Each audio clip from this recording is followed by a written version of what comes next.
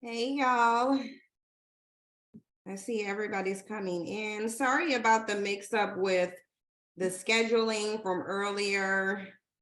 I scheduled it based on the wrong time zone. So you guys have to,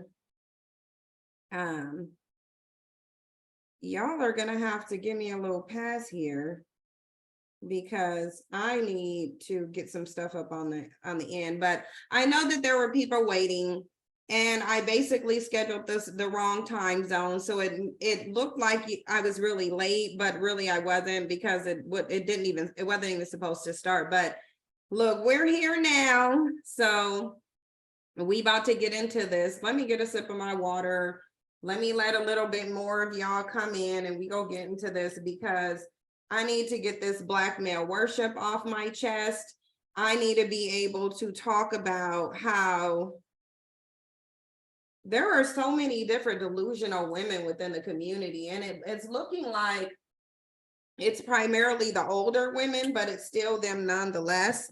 And we're definitely going to get into that. I just want to let a few more people come in because I know people end up coming in and they don't really know what the topic is. So as many of them that can come in as possible is good. If any of y'all was in Themis' chat room last night, can you put a 1 in the comment section?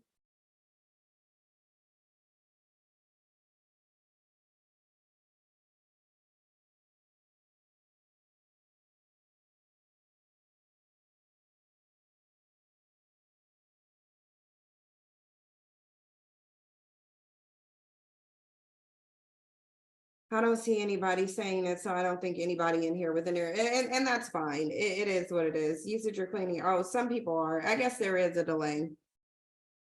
There is okay, so y'all was in the chat box, right? And listen, I'm gonna tell y'all something. Bandits and their selective outrage never fails to really surprise me because at the end of the day, bandits are who they are. And they'll sit up and they'll sit up there and let they throwbacks call them the N-word, but as soon as a man of no color utters it out of his mouth, they sit there and act like they're so pro-black and they're so opposed to the word. It's like, if y'all don't get out of here with that, like for real, like get out of here, bandits, with your selective bandit outrage that no one really cares about. But of course there's always going to be some black male worshipers on deck talking about y'all are defending a white man using that word. No, we're not doing that. We're pointing out the selective outrage that we obviously see. And I think that black male worship, I've already told y'all that one of the fundamentals of black male worship, one of the characteristics is being very delusional. So just understand that black male worship, and whenever you see a black male worshiper, she's being very delusional. Please just understand that.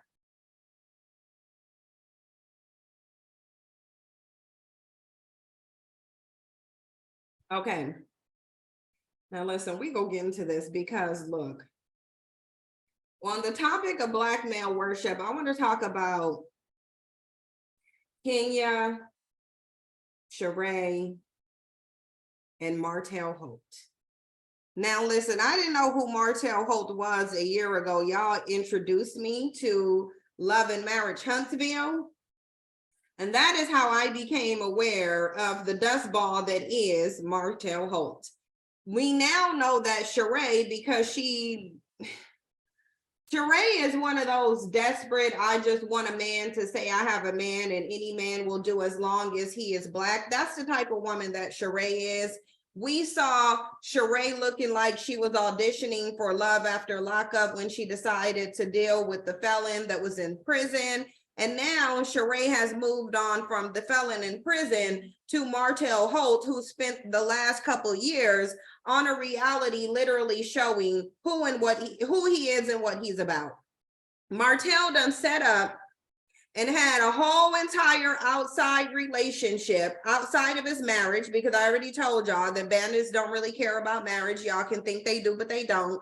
A lot of bandits are getting married so that they can have somewhere to lay their head, because a lot of them don't have a pot to piss in or a window to throw it out of. And I find it interesting. Let me say this.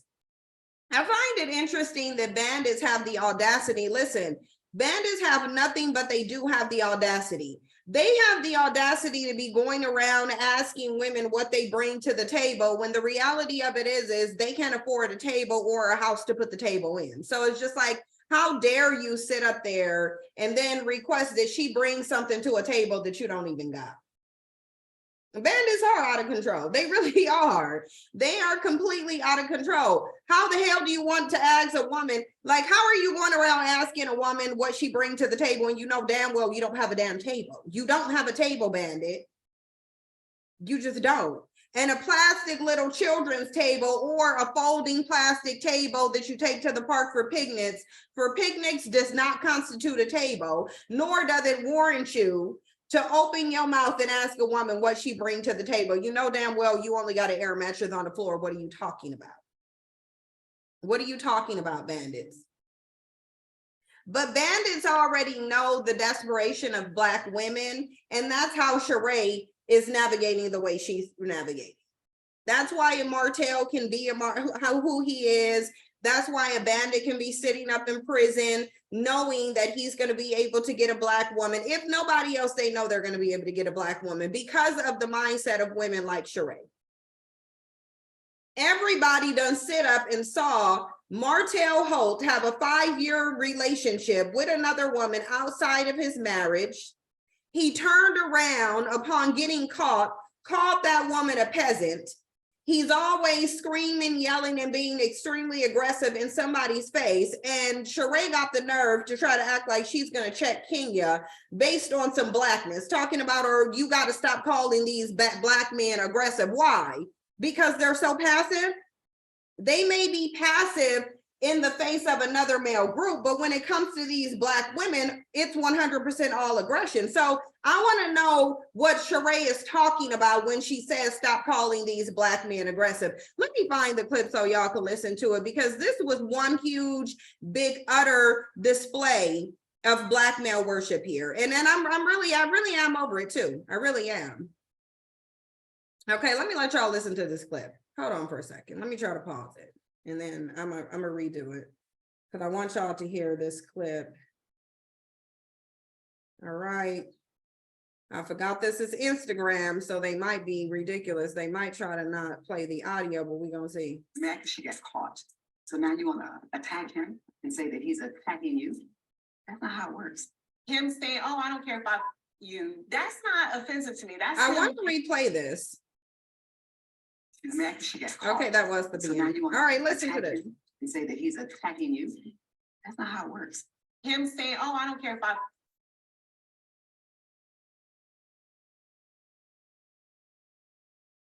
Wait, why did my clip go away? What? you. That's not offensive to me. That's him in the way he talks. What got me was, I said, oh, I don't know. I get a lot of DMs. And he said, yeah, and I bet you answer them all too. Something like that. I didn't hear that. Go to her messages right now and see. I bet she probably sent everybody message. Go to right now. See. He's trying to say I'm a hoe, or I'm, yes, he did. Oh, Yeah, yes, he did. God. Yes, he did. No, Shrek. He was like, yeah, and I bet you answer them all too. There is no way that I would have that reaction. If somebody said, I bet you check all your DMs. No, it was the way. It wouldn't trigger me at all. I'd be like, they wish.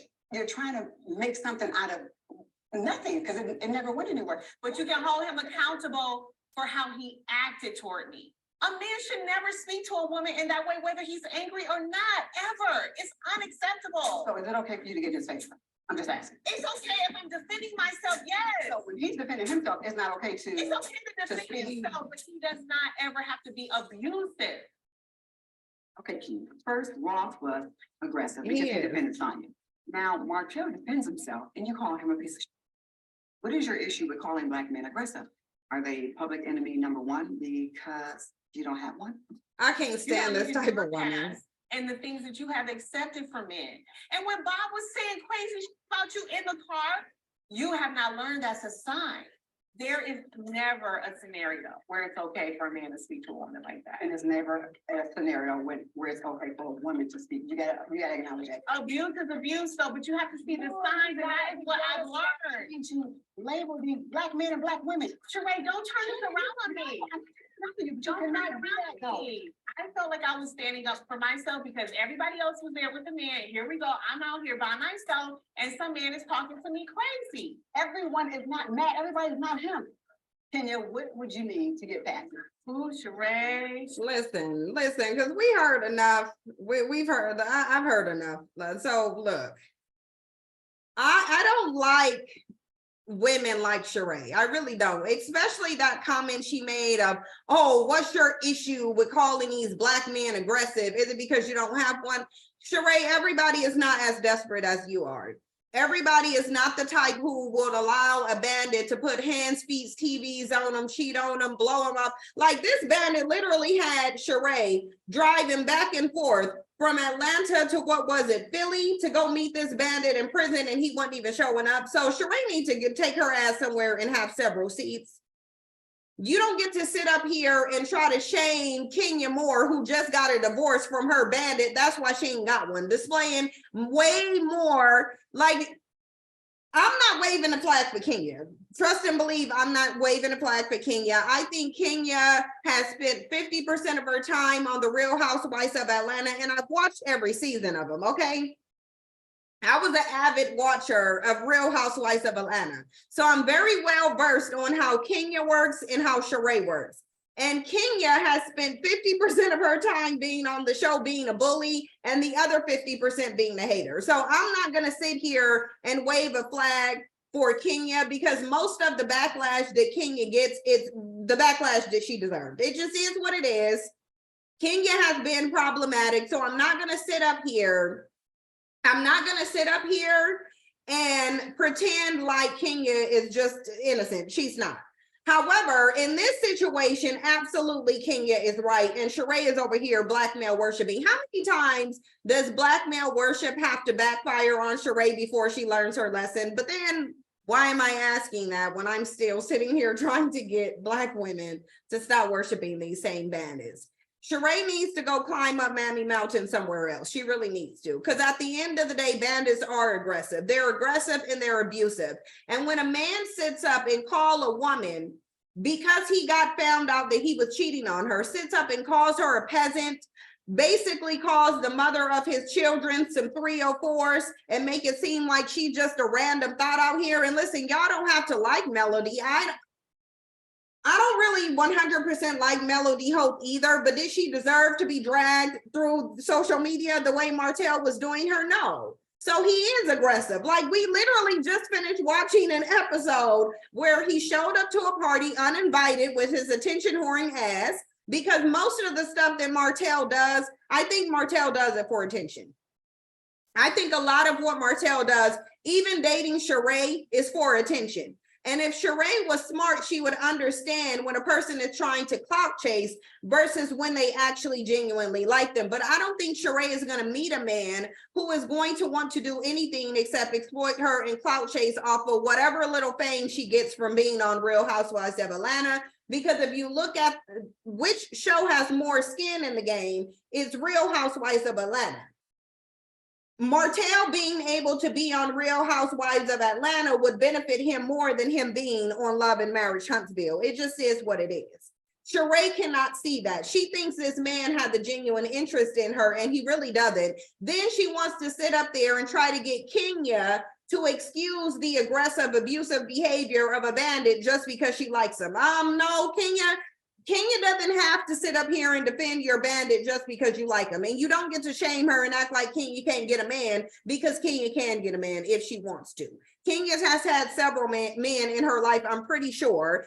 And it's literally not even a badge of honor to be able to get a Black man. And she's sitting up here acting like Sheree is saying something. Like Kenya is saying this basically because Martell is Black. Because Black men don't run around here committing all the crime in the community. Black men are not the reason why the DV rates are so high. Bandits ain't the reason why the SA rate is high. Like really? You're not gonna sit up here and act like she's saying this because this is a Black man.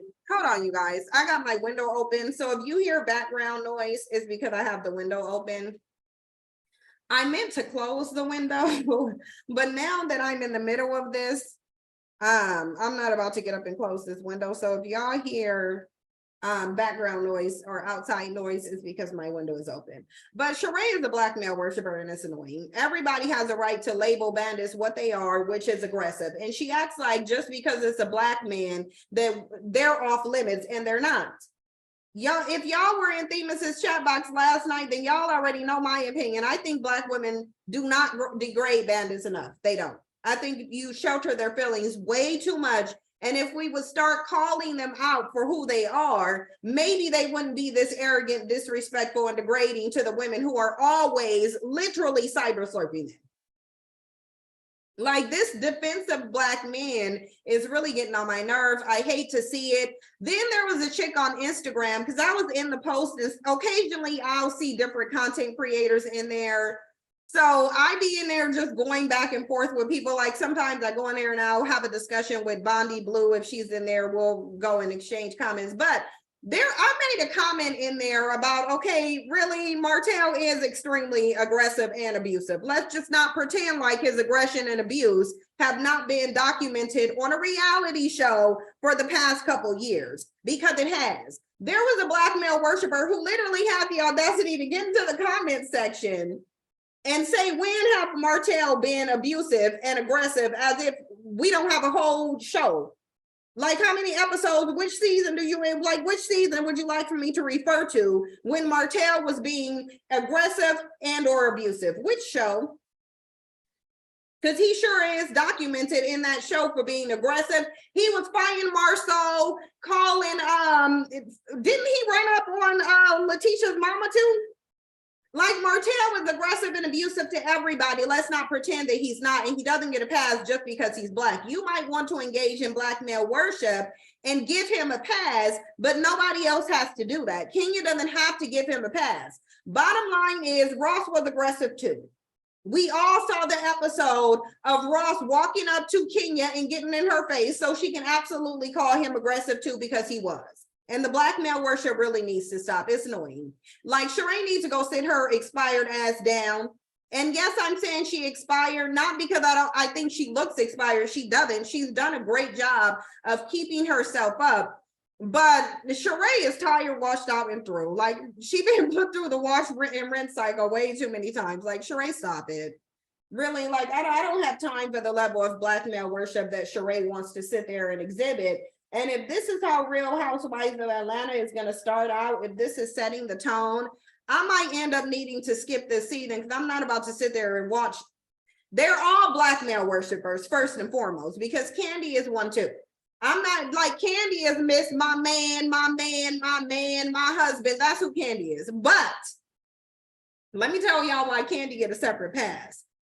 Because Candy have already made it known that while she will worship a black man, she worship money more. So black man is not the end all be all for Candy. Money is. Candy said, damn a black man when it comes to a paycheck. And I can respect that. So at least she got her priorities straight. That's why I'll give Candy a pass. But Candy is a black male worshiper, except when it comes to money. All of that black male worship goes out of the window when it comes to money. I don't think Candy would ever choose a black man over her money. I don't see her doing it. Now, she can disappoint me and prove me wrong, but I don't see Candy doing it.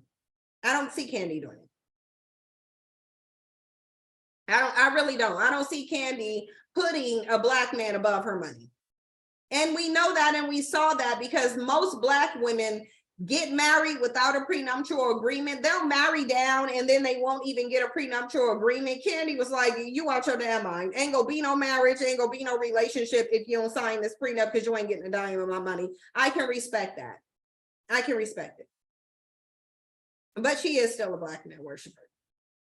Sheree, on the other hand, has only shown desperation and black male worship. Sheree has put in black male worship above everything. Ain't no way I'm about to drive from Atlanta to Philly to see a bandit in prison, because first of all, unless I got a whole lot of investments in that bandit, it's even going to depend on why he's in prison. It will take a lot for me to hold a man down in a prison. I'm not going to say I never would, but I'm going to say it would take a whole lot for me to do that. It would take a lot. It's just gonna take a whole lot.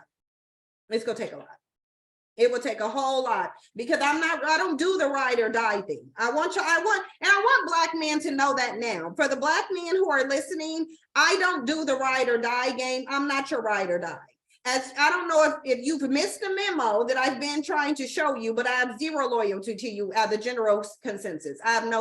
As a general matter, I have zero loyalty to black men. I'm not your ally. I do want you all to know that. I'm not your ally. And being that I'm not your ally, you should expect me to behave as such. I'm definitely not your ride or die. Absolutely not. And if you think you will come over here and get a ride or die, you're absolutely not. Am I loyal? Yes, not to black men though, not as a group. I would never, listen, I would never just have any blanket loyalty towards black men. It would just literally never happen. It would never happen. I don't have that type of loyalty towards y'all. In general, I am a loyal person, but I don't have time to just be loyal to bandits just off GP. And I damn sure don't got time to be a ride or die because I already spent enough of my childhood struggling. I'm not gonna struggle in my adulthood with a black man. It just ain't gonna happen. It won't happen. And y'all can say whatever y'all wanna say. Do y'all think I'm over here worried about not being able to get a man? Please. A man is the easiest thing that anybody can get. The question is, why would you want to keep one? Because a lot of y'all will be running around acting like you're accomplishing something by keeping a black man. What are you accomplishing, though? Like, what are you accomplishing? You got a bandit somewhere with an air mattress, okay, and I'm tired of black women sitting there trying to shame other women, trying to silence them from speaking out against black men by saying, oh, well, you just saying that because you don't got no man. Okay, so, and you do, and you miserable, broken, dusty. So what's your point? But I really want y'all to know I'm not no ride or die. I don't know if I said that. I'm not pro-black, and I'm damn sure not no ride or die. I want y'all to know that. And any bandit who gets disappointed or who comes over here with the expectation that you're going to get any allyship or loyalty out of me, you a damn fool. Especially if I don't know you from a can of paint. Now, there are certain black men that I will be loyal to.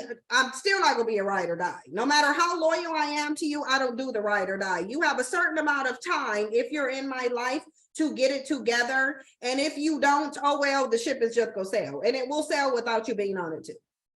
I have no problem doing that. I don't care what the circumstance is. I can have kids with you. I can have been married to you. I'm still not going to be your ride or die. I wouldn't care less. Even if I signed up, I wouldn't sign a prenup saying I'm be your ride or die. But even if I did, I'm going to violate it because I'm not going to be your ride or die. I'm absolutely not going to.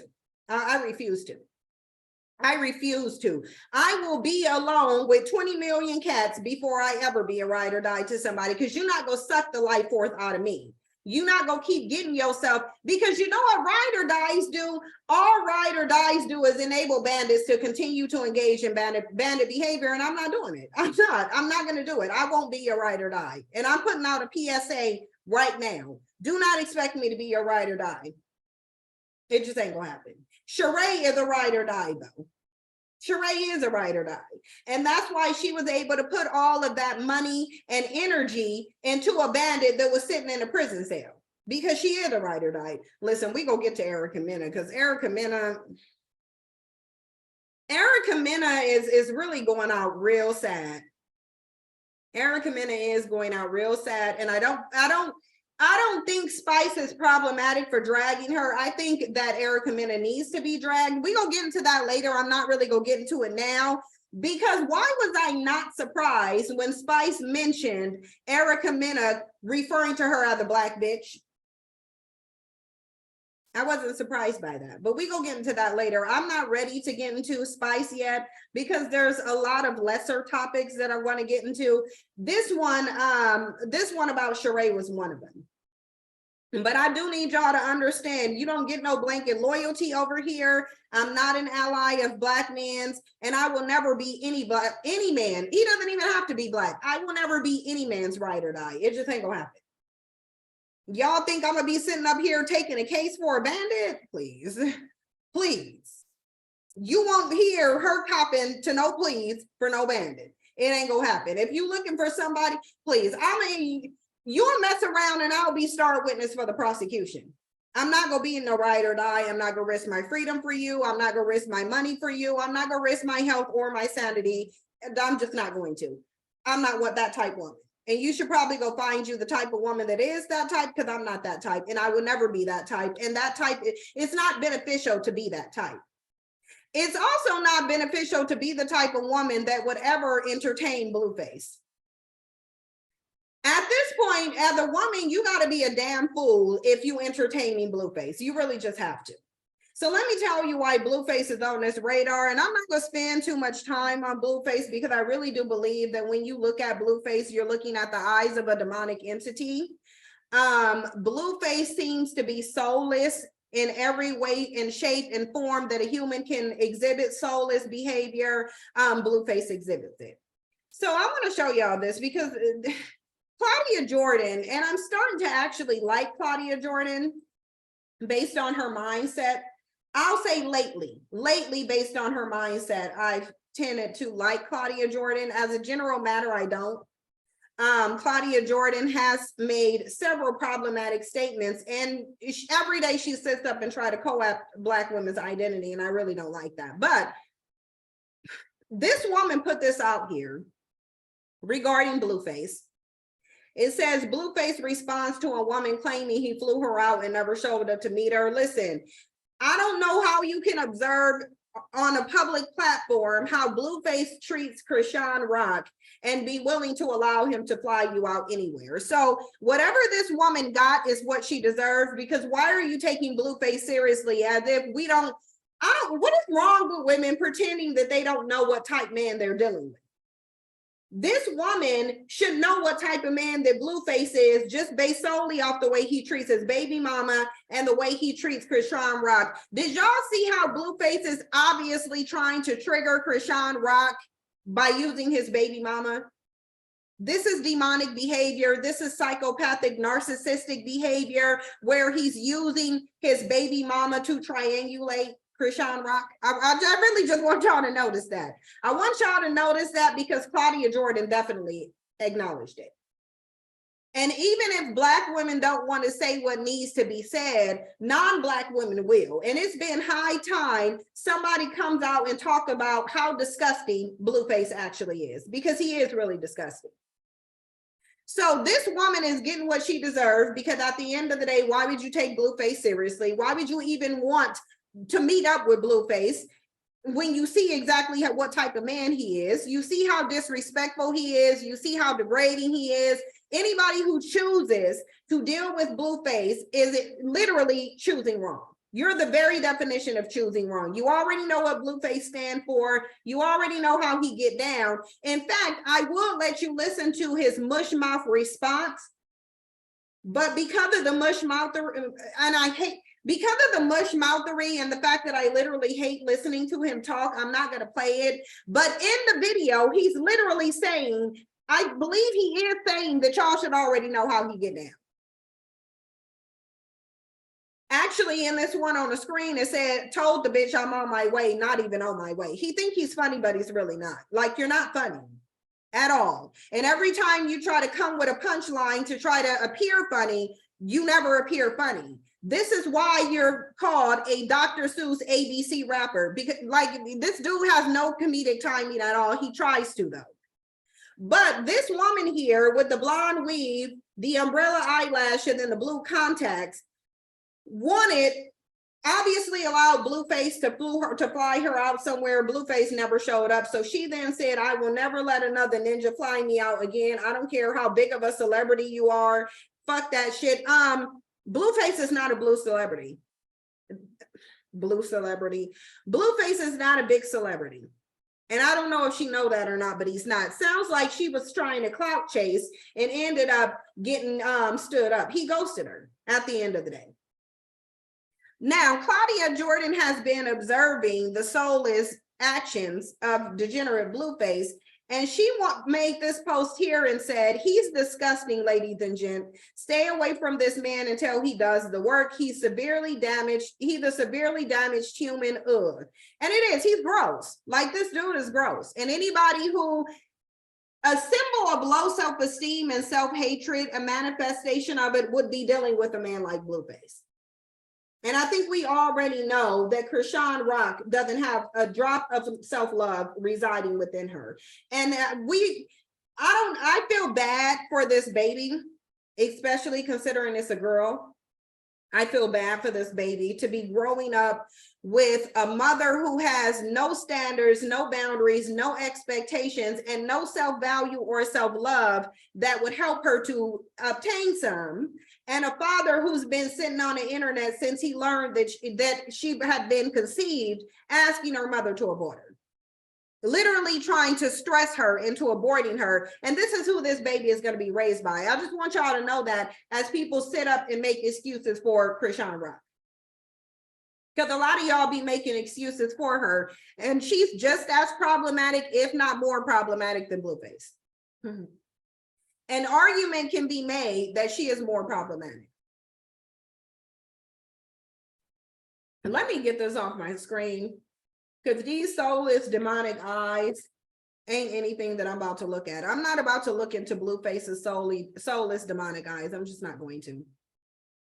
Blueface is the problem, and guess who else is the problem? Nick Cannon. Any woman who takes Nick Cannon seriously is a damn fool too. Letitia Scott dealing with Marceau is a damn fool. And I know that's random. And I know that's random, but when I think about the women who I sit there and be like, ew, that's just gross. Her lack of self-esteem is just very gross to me. And listen, I haven't always had the highest self-esteem. I haven't. So the reason why I can look at these women and say, ew, that's gross, because at one point, I'm not going to say I was those women, because I wasn't. However, I haven't always had the amount of self-love and standards, boundaries, and expectations that I should have had. And I can sit up here and admit that now, because I had to work to get to the point where I had the necessary standards, boundaries, and expectations to protect myself from certain experiences with bandits, because there are certain things that I just ain't about to go through with you. Like, I'm just not. I don't really have as much tolerance as a lot of these women do when it comes to enduring long suffering with Black men. I don't really have that type of tolerance. I don't have the longevity, but I have acted in a manner that has not been self-loving. And that is why I can look at these women and say that's gross, because these women will engage in this lack of self-love behavior and not recognize it. And in order for you to get out of those behaviors, you do have to recognize that you're not operating from a place of self-love. Anybody who chooses to be with Nick Cannon or Blueface is not operating from a place of self-love. I don't care what anybody says. Sidebar, let me just say this, because Black women get on my nerves with this. Black women really get on my nerves with this. So every opportunity that Jeannie Mai can get, she talks about her relationship with Jeezy, because largely she wanted everybody to care, but most Black people really don't care at all.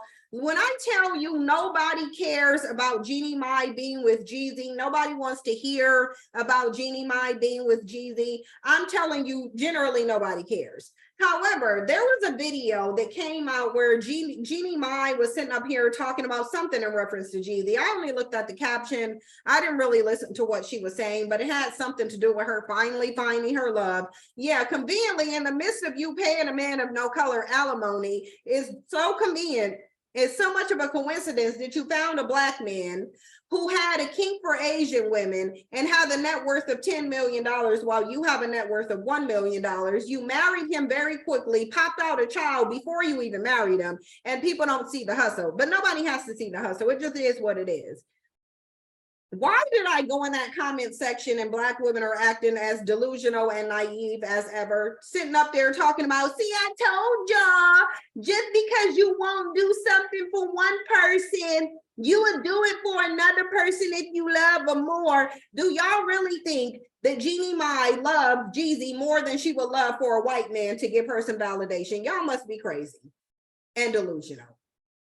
And I think at this point, there's a lot of Black women who like to live vicariously through Black men's preferences, because at the end of the day, Black women are chosen last in comparison to their preferences. Black women already know this. So I think there's a lot of Black women who will sit up and live vicariously through Black men's non-Black preferences. And I really think Jeannie Mai is one of them. If y'all think that relationship is built off of love, you out your damn mind. There is nothing about their dynamic that screams love.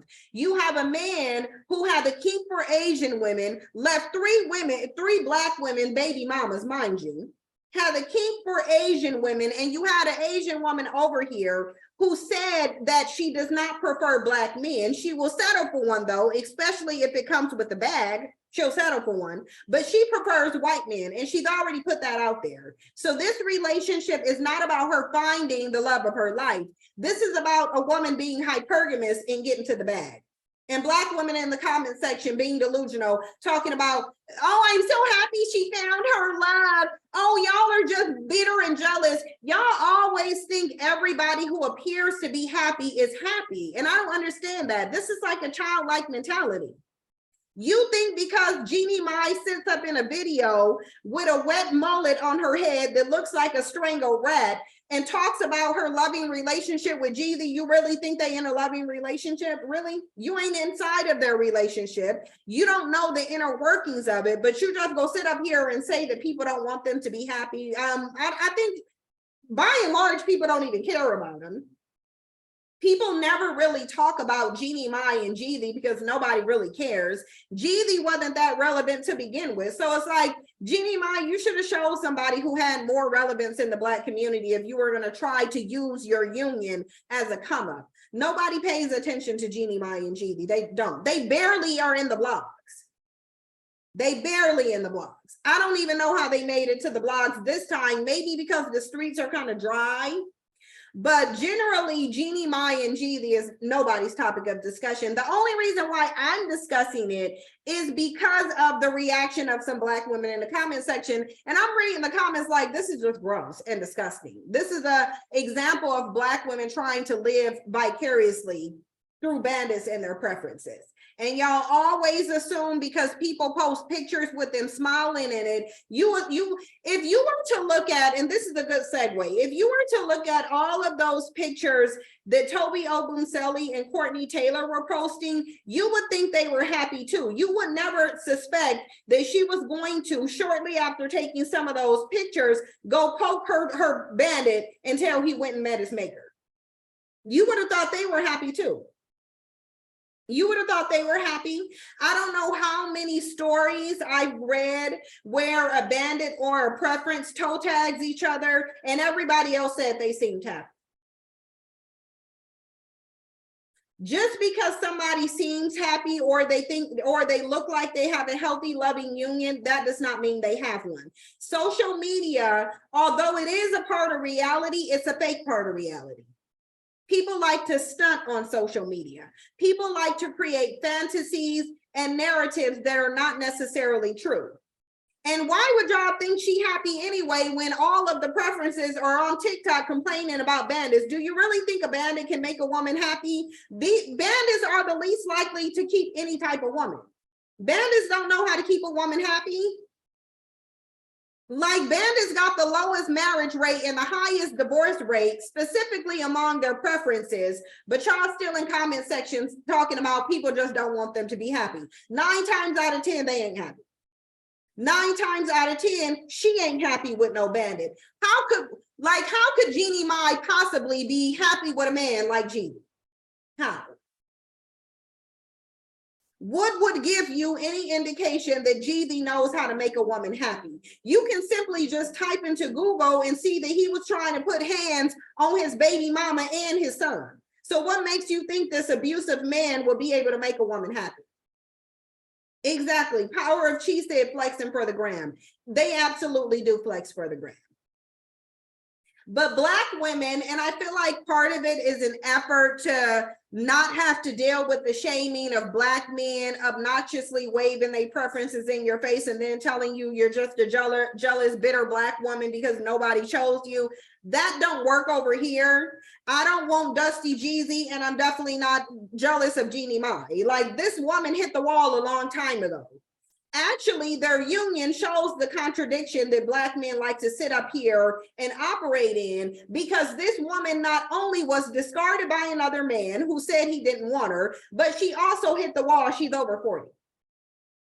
So she's literally a living example of everything bandits say that they don't want, yet one is with her because she's not Black. And Black women are in the comment sections fantasizing about this woman being happy, as if bandits have a reputation for making women happy. Like, do they seem like the type of men to y'all that can make women happy? Because I don't think that. Y'all give a shout out to the beautiful Love Jones. Shout out to you. I'm glad you're over here. But y'all give the Love Jones show, give her a shout out. Please give her a warm welcome and a shout out. Y'all know I like the Love Jones show. Shout out to Stormy too. But bandits don't know how to keep women happy. I want y'all to understand that. They don't. And if they did, their preferences would not be either all over TikTok complaining about them or toe tagging them like Courtney Taylor did to Christian Obumseli. And I'm gonna get back to Nick Cannon in a minute here, but I wanted to show y'all this because listen, they're gonna do anything they possibly can to make it seem like Courtney Taylor toe tagged Christian Obumseli in self-defense, although we've been all seeing the videos of her putting hands and feet on him because she is so submissive. She was submissive, feminine, fit, and friendly. That's why Toby Obumseli is feeding the worms, much like Kevin Samuels. But it says the lawyers for OnlyFans model Courtney Clenny. I want y'all to notice how they're still calling her an OnlyFans model. So they're definitely giving her white privilege and decorating her accordingly. Right now, she should have been referred to as a psycho crazed killer who was literally sitting up with somebody's blood all over their body, but they're calling her an OnlyFans model. White privilege. But they said who allegedly toe tagged her boyfriend during a blow up in their luxury Miami apartment have claimed that they have new evidence that she acted in self-defense. It took them a long time to find this new evidence that she acted in self-defense. This is in contrary to what everybody who knows them said, because everybody who knows them said she was constantly putting hands, feet, and everything else on this man. Clenny, 26, is charged with second-degree toe tagging in the April 2022 death of her beau, Christian Obumseli. So they're telling us that there's evidence that she was defending herself over a year later. Okay, so like, where's the evidence of it? Her attorney, Sabrina Puglisi, said Frank Preto claimed that they would use new evidence at the trial to prove the social media starlet was a victim of abuse and acted in self-defense. Listen, do y'all know how many security videos there is out of this woman putting hands and feet on this man? Because whatever they're selling, I'm not buying it. And listen, I don't care about the outcome of this case. I really don't. And I don't think Black women should care about the outcome of this case either, because this was a bandit who preferred women of no color, made numerous negative statements about how he didn't like Black women. He couldn't just go enjoy his preference and leave Black women out of it. He had to sit up and make public service announcements about how he don't like Black women. Just like many of them who ended up toe tagged either by the police or by their preferences, but they still ain't learned. I don't think Black women should really care about the outcome of this case, but I do find it real interesting that they're doing everything they can to make sure this woman get off for toe tagging this Black man. Black men ain't gonna address this though. They're not going to address any of the issues that their preferences cause, but they'll sit up and tell you all day, every day, that in the 60s, you took welfare to put them out the home.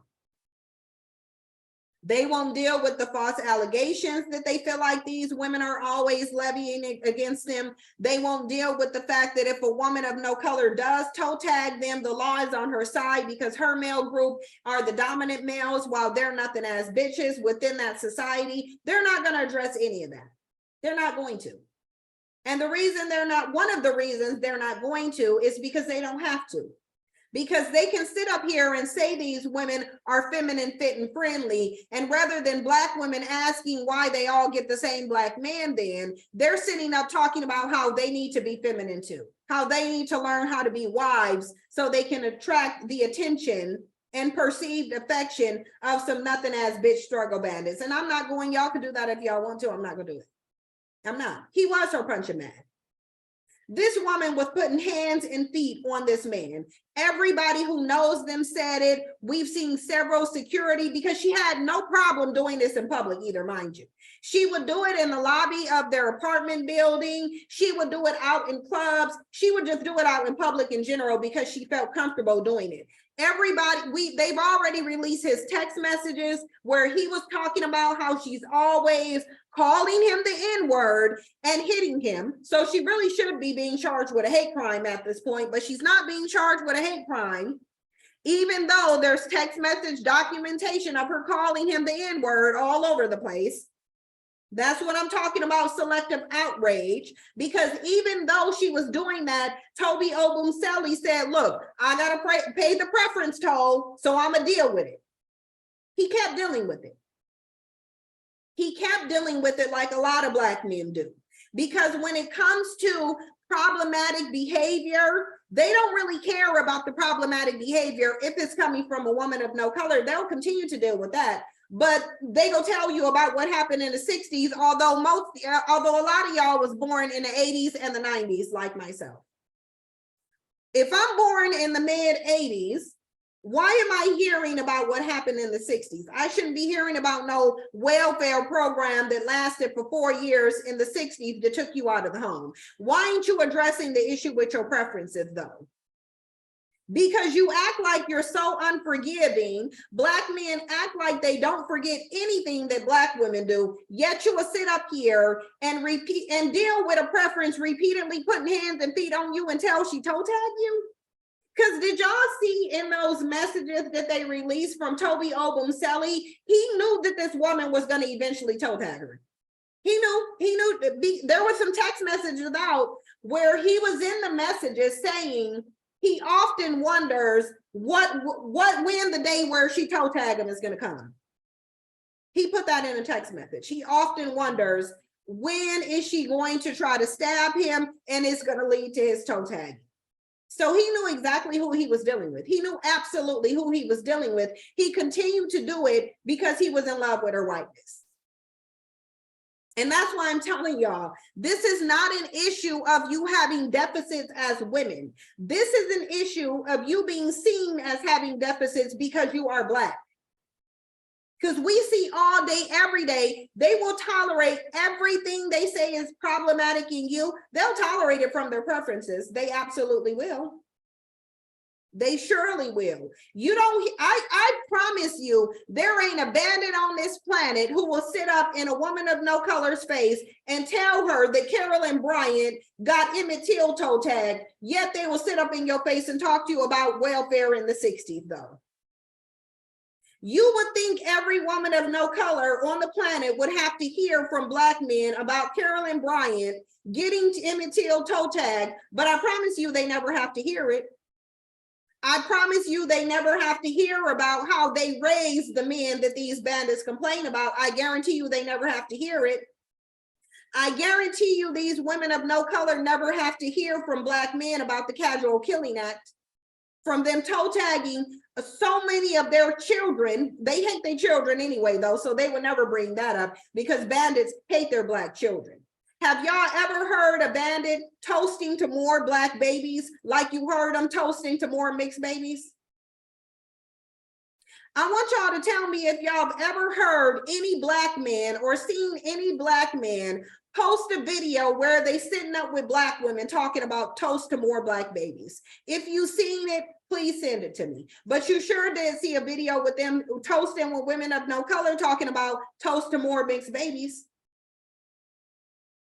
So this is clearly a racial issue, and Black women want to pretend like it's not. And the reason Black women want to pretend that it's not their Blackness that Black men hate is because they want to be able to create more Black babies that these bandits are going to abuse and neglect. That's why they're ignoring it. So you won't acknowledge that these bandits hate Blackness because you need to pretend like they love it so you can continue to procreate with them. And that in and of itself is evil. The fact that you will keep creating children for bandits to abuse and neglect is evil. And I don't know why you think you will find God favor with any type of God as you sit up and recognize what's happening in your community and you refuse to put a stop to it. Bandits ain't never put nothing out saying toast to more Black babies. They ain't never done it, and they would never do it because they don't like Black babies. But they sure as hell did sit up in a video talking about toast to more mixed babies. Black men would never go to the Supreme Court for anything that has to do with Black women, but they went to the Supreme Court multiple times so that they could be with women of no color. And a Black male worshiper thinks she has any type of argument over here. You have none. You have no argument. And let me just say this right now. Let me just say this right now, because Courtney Michelle was over there acting like she had some smoke. She can pull up now if she's watching. Because I want to prove a point to y'all. I want to prove a point. I'll stop the show right now and I'll just have a discussion here. She can pull up here now. I'll drop the link in the chat box. Because you ain't gonna come out to a panel. You ain't gonna come and start posting comments on a panel that I'm on, talking about what you think is pathetic, when you already know you could have been posted up. And this is the only little bit of attention that this woman is gonna get. This is a little bit of attention that you go get. You get the opportunity right now to pull up or shut your ass up. Those are your options. I should never hear you utter a word again if you ain't pulling up right now. Since you was over there talking about, it's pathetic that you would talk like that about people in your communities. I don't have a community of bandits. You do. You have a community full of bandits. I do not. I already said I don't owe anything to, like, how many times do I got to tell y'all I don't owe anything to bandits? How many times do I got to tell y'all that? I don't owe anything to bandits just because I am Black. I recognize that we live in a Black male worshiping culture where you think that because I'm a Black woman, I owe something to Black men. I owe them nothing. I owe them nothing. They are not my community. They are some despicable, treasonous, disloyal, ungrateful, unappreciative bandits, and I have no loyalty to them. That is your community. It's not mine. But if you got some smoke, I'll drop a link right now, though. And you can come tell me why it's pathetic for me to not want to defend some bandits who got selective outrage over a man of no color saying the N-word, and they allow women of no color to do it all day, every day.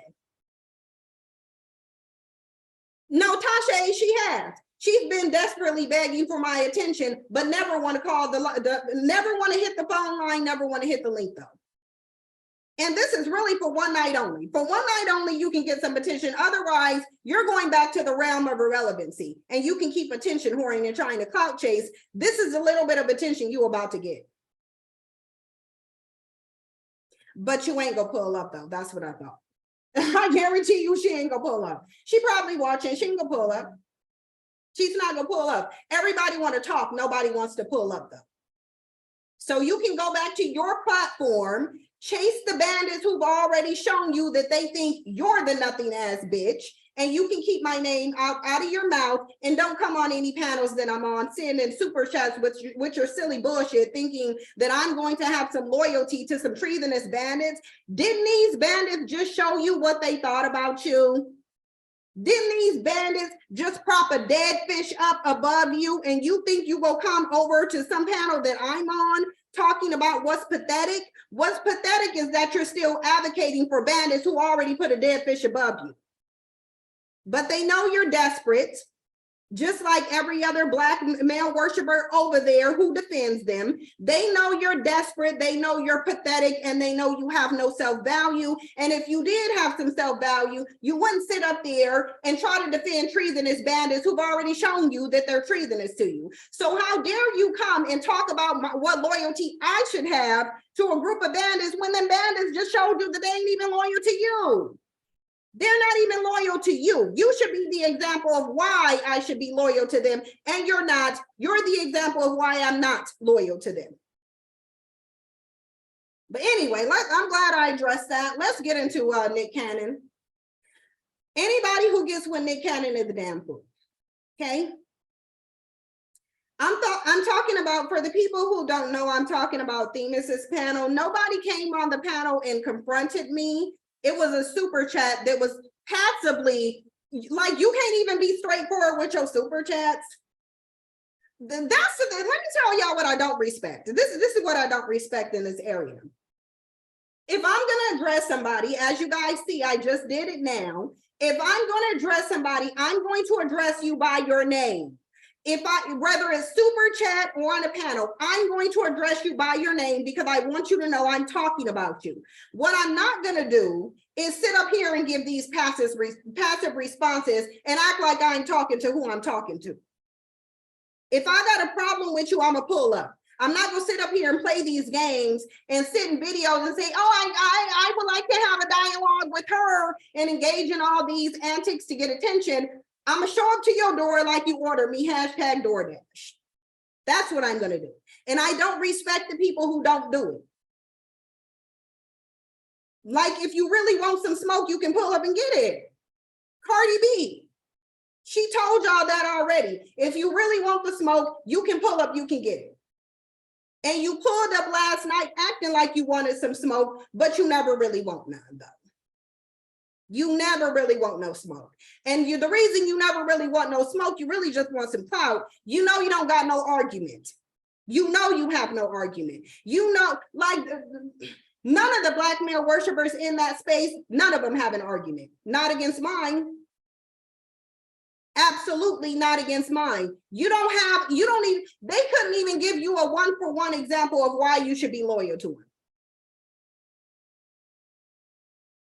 And I'm not about to be loyal to no treasonous bandits. Whoever want to, they can. I'm not about to. And y'all ain't gonna sit here and try to shame me into defending or having some loyalty toward the bandits. If you want to be loyal to bandits, you can do it. I'm not doing it. I don't care what y'all say. You can say, oh, she ain't got no man. She a baby mama. She a single mother. She chose wrong. This, that, and the third. Okay, cool, whatever. Say what you want to. I'm still not gonna be loyal to bandits. I'm just not going to. I'm not going to defend them. I'm not going to say pleasant things about them. I'm not going to do it. The little bit of time that I spent on here defending bandits it's been expired. It's expired. It's done. It's not coming back. What you should be doing is asking me why I no longer defend bandits. And then maybe you can learn how to have some self-value too. Maybe then you can learn how to recognize when a bandit is just using you. You can do that. You should be coming over here trying to learn something, but you ain't. You trying to clout chase an attention whore. And that's what I don't like about a lot of the women in this space. Everybody want to sit there and talk and act like they about some smoke or that they go pull up, and then they never pull up. Ever. None of the women who have issues with me or so-called want to debate me, you ain't pulled up, you ain't paid to debate me. If you really wanted to, you would put the money on the table then. But you haven't. So shut your ass up and go worship some bandits. That's what you can do. Anyway, I'm gonna get back to Nick Cannon. Let me just get back to Nick Cannon. I just had to get that off my chest. I know it's random, but I thought about that tweet. I thought about how petty and attention whorish it was. And it's like, look, you wanted some attention, so you got your little attention. You got the little bit of attention that you'll get. I'll be damned if I'm sitting up in an area and some just going hard defending bandits, mind you. Going hard defending bandits, taking L's defending bandits, and the things they got was a dead fish being propped up above them. Those bandits turned on every single one of them women who had a problem with that dead fish being in that space. And bandits ain't about to have me sitting up on YouTube playing the fool, looking like a damn idiot. In their defense, absolutely not. And ain't nothing nobody in this space can say this go change it. You ain't gonna change it. I've already learned who bandits are. I learned how they operate, and I learned why it's foolish to defend them. I've already learned that. And ain't nobody go convince me that I should be loyal to Black men as a collective. It ain't gonna happen. You can say whatever you want to say. You can do your little pseudo psychoanalysis. You can think that you know about my life. You can throw as many stones as you want to. They ain't landing. Does it look like they're landing? It ain't. They not landing. And it's because you're not going to pressure or try to shame me into defending bandits just because you defend bandits. It just ain't going to happen. So anybody who think it is, you're wasting your time. You're wasting your time. So you can come over here and learn something, but you ain't going to change my mind. Please do understand that. Nick Cannon is the quintessential bandit. I'm trying to get into this situation with Nick Cannon, and I just keep getting irritated and feeling the need to go in, but I'm not even gonna do it because I'm dead. If anybody got something to say, you can pull up. It just is what it is. And don't nobody send me no clips of what nobody got to say either, because y'all will send me a clip of what somebody got to say. Don't send me no clip of what nobody got to say unless they ready to pull up or unless they have pulled up, which will be none of them. So don't send me nobody's clip, please. I don't need no clips of what this person or that person said, and that includes both bandits and Black male worshipers. I don't need to see their videos or what they're saying because they don't have an argument. And if they had an argument, they would just pull up and they would present their argument, but they don't have one. If they had one, they would have been pulled up. They don't got a leg to stand on. They just want to convince me to be a Black male worshiper because they're Black male worshipers, and I'm not going to do it. I don't care what y'all say. You can say she's the bad wench. Oh, she's the failed swirler. She doesn't want a white man. Okay, that's fine. I'm still not about to worship, and I'm still not about to defend no bandits. I'm still not going to. It's not going to happen. It's literally not going to happen. And I just wish y'all would let it go. You're not going to convince me to defend bandits. I'm not going to see them in any other way than what I see them as currently. And if I do, it won't be because you want me to. It will be because they've shown me that I should see them in a different light than I already do. As of now, they're nothing as bitches who shouldn't even be birthed into society into existence, as far as I'm concerned. And I certainly won't be birthing one. And y'all can say whatever you want to. You can call it Hitler, you can call it genocide, you can call it self-hatred, you can call it anti-Black. I don't really care what you call it. Bandits will not be renting out my womb. They won't. These eggs will scramble before they produce a Black male. Please believe it. And if they do produce a Black male, it's going to have to be with a very exceptional Black man. Otherwise, absolutely not. I'm going to the kitty shop. Please believe it. Because on the West Coast, you can still walk up into a clinic and handle your business if you need to. I will not be using these eggs. They will not be being used to birth no bandits. I don't care what y'all say. Y'all can say what y'all want to say. Try to shame. I'm telling y'all, you ain't going to change it. You're not. You ain't gonna change what I'm saying. They can call me a white supremacist too. I don't really care what they say, because at the end of the day, you birthing bandits into existence is helping white supremacy. The ones who want to continue to birth them are the ones who are the white supremacists. The ones who don't birth them are directly going against white supremacy, because Black men are the biggest white supremacists. And they are the single non-Black greatest contributor to white supremacy. So if you think that somehow birthing them into existence is not contributing to white supremacy, then you're dumb, deaf, and stupid. And I don't need to be talking to you anyway. I don't.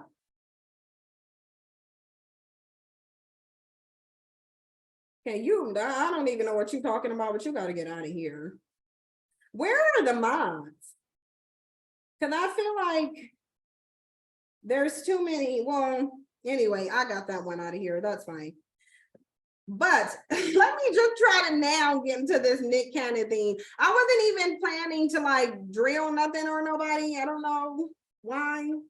And let me just say this is a sidebar too, but the people who say, oh, you're too harsh, you're never gonna get what you want out of them by being that harsh, go tell that to drill sergeants in the military. What do you think they call them drill sergeants for?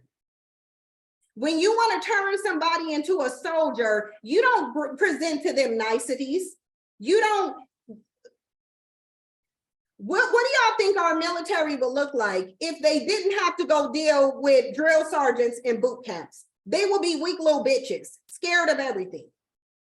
The reason why they have a drill sergeant and they have to go through boot camp is because you don't get people to change with niceties. You have to apply pressure to get people to mold.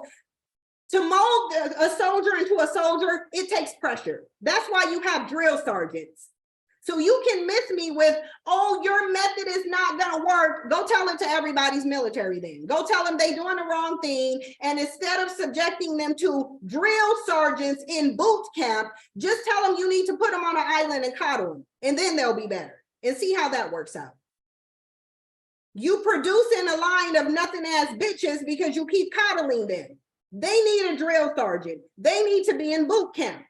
They don't need soft words and niceties. They need pressure. That's what they need. And had you been applying pressure, you would not have a group now of nothing ass bitches. You already should see the error of your ways. Clearly your niceties is not working. Clearly it's not working. And I'm not saying that you have to apply my method, but your method damn sure ain't working. And you've been applying it for hundreds of years, and you think you still about to coddle these bandits into something you out your goddamn mind. You better get on drill sergeant mode if you want them to do something. And sitting up there talking about, and it's not even a dig at Destiny, by no means. It's not, because Destiny was on the panel and he asked me, do I think that my approach is the most effective? I think it's a more effective approach than Black women's approach has been. And I think that sometimes people do need a drill sergeant. Sometimes drilling people is the way that you get them to do something. Go ask the coaches on a football field. Do you think they're coddling them, or do you think they drilling them in order for them to get the plays right? And if you don't get the play right, you getting your dumb ass off the team. That it just is what it is. Nobody coddles men except Black women. And you already see that coddling don't work. Coddling does not work. Being nice to them does not work. Being loyal to them does not work. How far have you gotten being a ride or dies? How far have you gotten?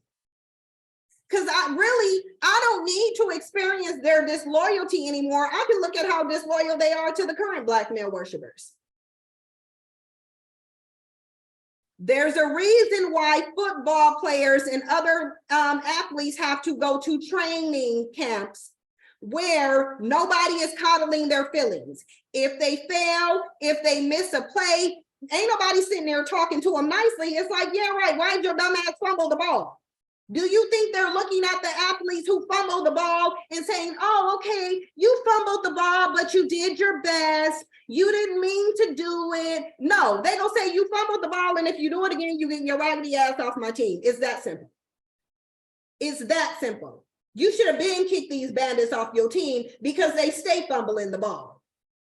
All they do is fumble the ball. And you sitting up there thinking that if you just keep coddling them, that somehow they gonna stop fumbling it. No, kick they raggedy non-playing asses off the team.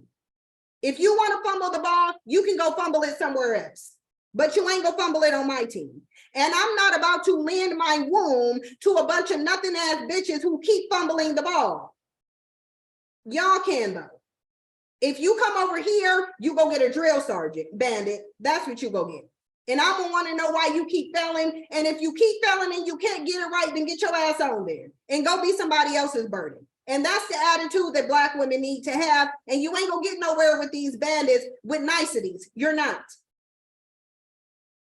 You got bandits sitting up here just dragging Black women, dragging y'all. They sure do understand the importance of a drill sergeant. Bandits understand it because they ain't never coddled your feelings while you sitting up there trying to get people to coddle their feelings, and they ain't never coddled your feelings. They sit up here and drag you, tell you a single mother, you chose wrong, you need to suffer the consequences of your behavior. justifying them abandoning a child that they chose to create. So they ain't nice to y'all at all. But you think you go sit up here and try to get me to be nice to them? Girl, bye. Please.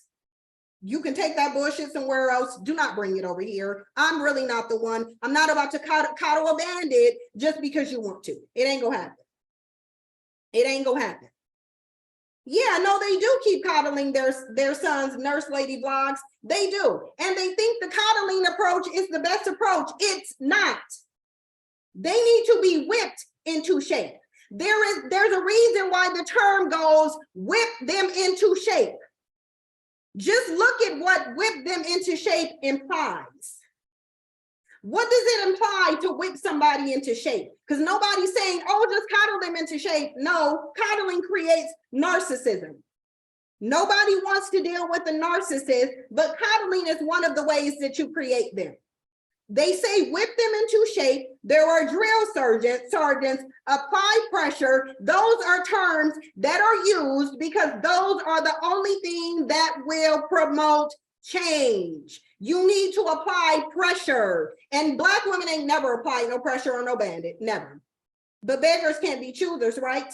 Beggars can't sit up there and apply pressure or set standards, boundaries, and expectations, because desperation and beggars, that's the opposite of what it will take to set some standards, boundaries, and expectations. No, you have to be willing to say you either play the game right or get your ass off my team. It's really that simple. Ain't nobody about to sit up here and congratulate no losers. You congratulating losers, keep losers. You do that if you want to continue having losers, then yeah, keep coddling them. But if you want some soldiers in your community, you better get on drill sergeant mode and put them bitches in some boot camp, because that's what they need. They some weak, crying, whining ass bitches, and I'm tired of listening to them.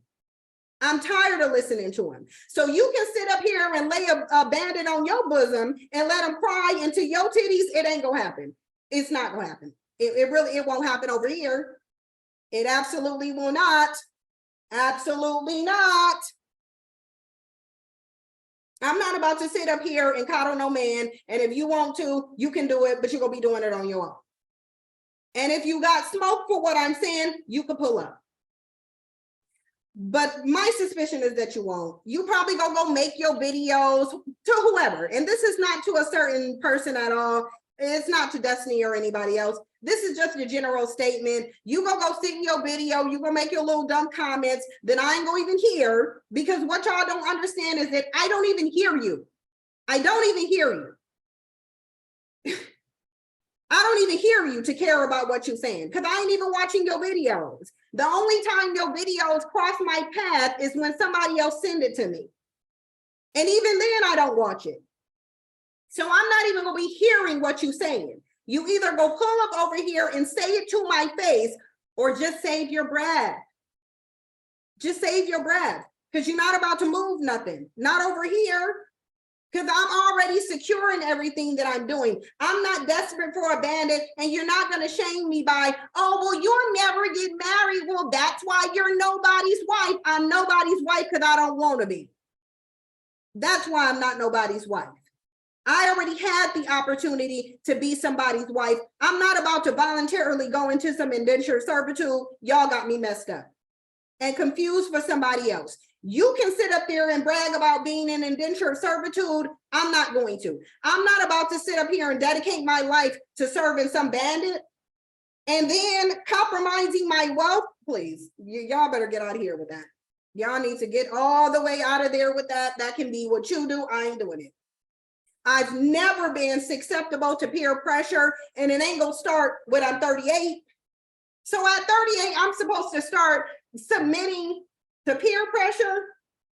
Some of y'all got me severely confused, and I get that y'all don't know me from a can of paint, and that's probably why. So let me make this very clear so there's no misunderstanding. I don't fall prey to peer pressure. I don't. You can either come over here, learn and understand, or be a cowardly ass bitch and sit there and talk in your video. Just understand that I ain't gonna hear you. I'm not gonna hear you. Ivy, YouTube don't notify nobody. Ooh, YouTube basically cock blocking at this point. They really are. They are cock blocking at this point. Yeah, God is my, they want to sit there and be like, oh, that's why you'll never get married. Oh, well, you'll never be a wife, not unless I want to. I won't until I want to. I'm not about to jump into no indentured servitude just so why? So I can come and tell YouTube that somebody chose me? No, I don't care. I couldn't, ain't ever been I've never been one of those women who are just, oh, pick. Have y'all seen that little cartoon with the little eggs? And it has like songs behind it. And then some little animals jump out and say, pick me, pick me. That was never me. That was never me. I've been picked quite often, but never cared about being picked. And I ain't gonna start caring about being picked now, especially not by no bandits. It ain't gonna happen. So y'all can cry me a river of black male worshiping tears and let them bandits fill it up with dust, but that ain't gonna be over here. That's not the time that I'm on. I'm not on bandit time. I'm on drill sergeant time. And you need to understand that. But Nick Cannon, somebody need to be Nick Cannon's drill sergeant. Nick Cannon ain't had enough pressure applied to him, and that's why he racking up all of these preference baby mamas, and he's janky in the way that he treats them. Let me share the screen for y'all so that I can, hold on, let me refresh this. I want y'all to hear what this bandit over here is saying. Because I'm looking at something that says, Nick Cannon says he tried to be sweet for Mother's Day and write all of his baby mamas a handwritten note, but mistakenly switched the cards up.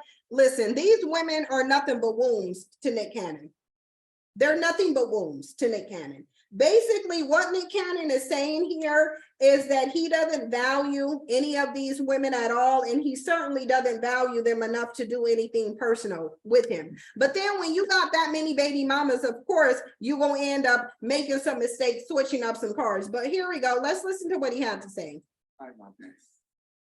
Really did. But I thought it would be really, really good to, I could buy whatever, Okay, you going a different route. Yeah, to show people how you really feel, write it down. And I was doing handwritten messages from the I heart. love that. Yeah. So. How'd you deliver them? So then as I'm writing Oh, a handwritten message, I skipped the cards mixed up. I know it. I know he was gonna say that. I know he was gonna say that. I know it. I know he was gonna say that. I just got goosebumps. I feel. I know he was gonna say that shit. And then so when one baby mama reads the card about how I feel about the other baby. See, if I would have just got some generic shit that everybody else got, that would happen. No, you would have focused. This is the problem. Nick Cannon is a problem, and I don't know who doesn't see him as a problem. And I get that Nick Cannon gets the privilege of black male worshiping within this community, but Nick Cannon is a problem. But I'm glad that he's not a problem for black women. I'm glad that he's taking his problematic behavior over to the preferences, because that's where he needs to keep his problematic behavior. If this man really cared about these women, and if they meant more to him than just a womb and a body, then he would have started getting Mother's Day's gift long before Mother's Day started. How about you start a week ahead so you don't have to fumble? Nick Cannon set up over here fumbling Mother's Day. And this is the man that they wanted the brat to go get some sperm from, also that she can have a black baby. This is how deep the obsession with black women, with blackness that black women have. You want this man who clearly doesn't give a damn about any of these women beyond their womb's ability, sitting up here getting cards mixed up because he's rushing and doing a last minute task because it doesn't mean anything to him. It does not mean anything to him. He's simply going through the motions. But let me guess, they happy too, right? We just bitter because, well, we're bitter and we won't just let Nick Cannon's baby mamas be happy.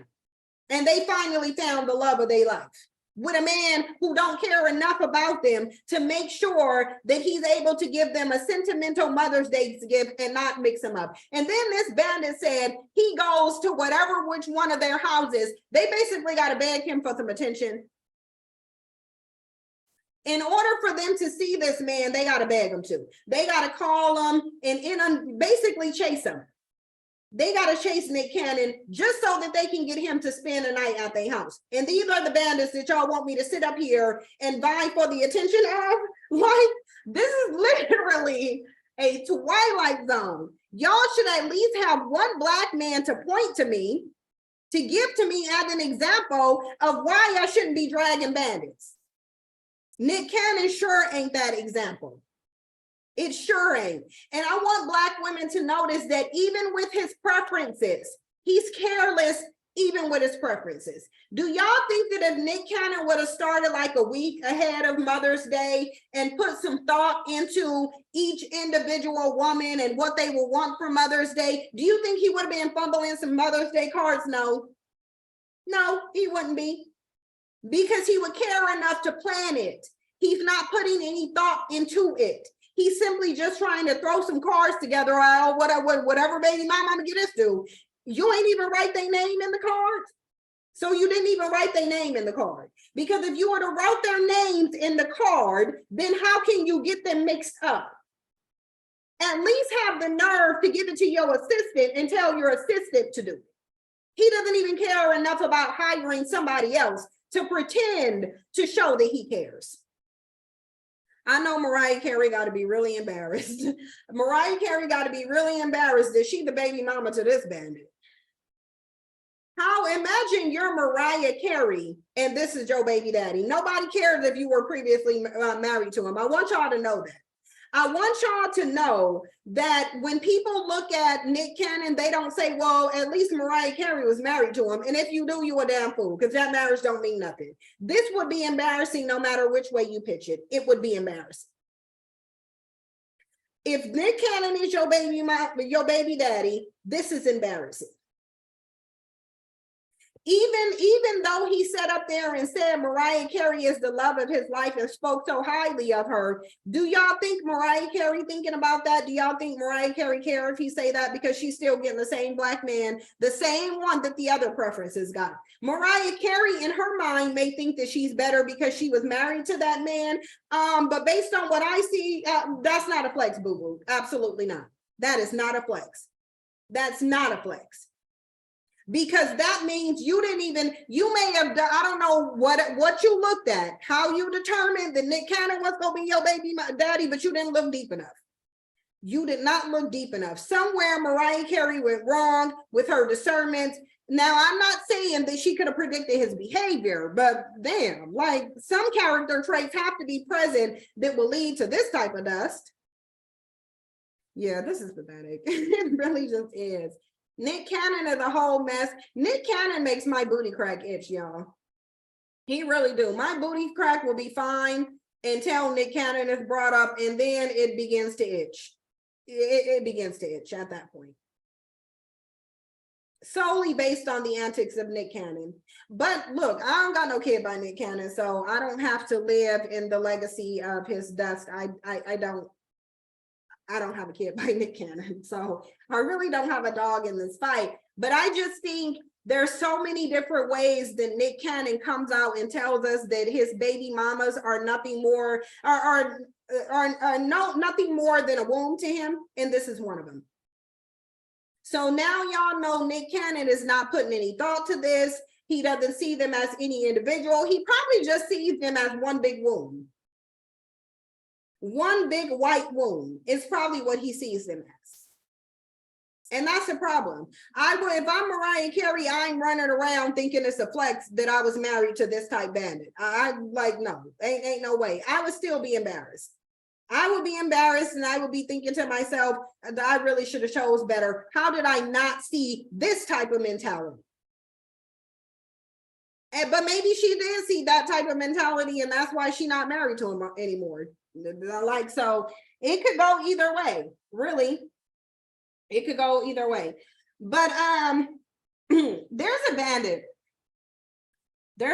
named Rich the Kid. Rich the Kid is yet another bandit that, look, I don't know nothing about and don't want to know nothing about and really don't care to know anything about.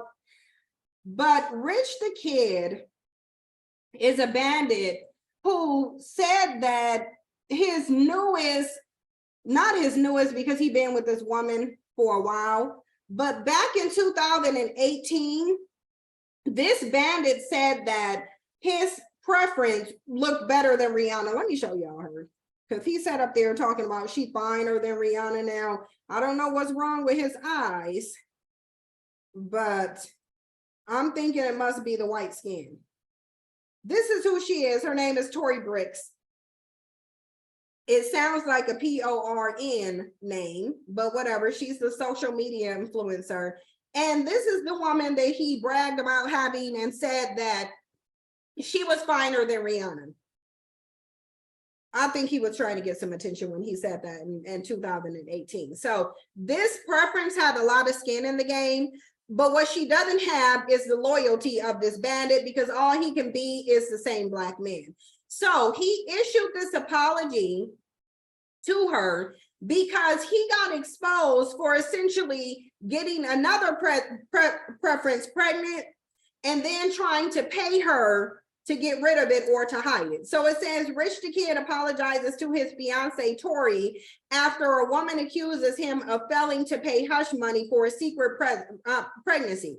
So his statement was, I like to make a public apology to my best friend, my lover, my fiance for any disrespect, disloyalty, or allegations of anything. I'm a grown man. I've done wrong, and I am owning up and asking for forgiveness from a beautiful, strong woman that has taken care of not only me, but our family for years. She haven't taken good care of you that much if you don't know the difference between woman and women.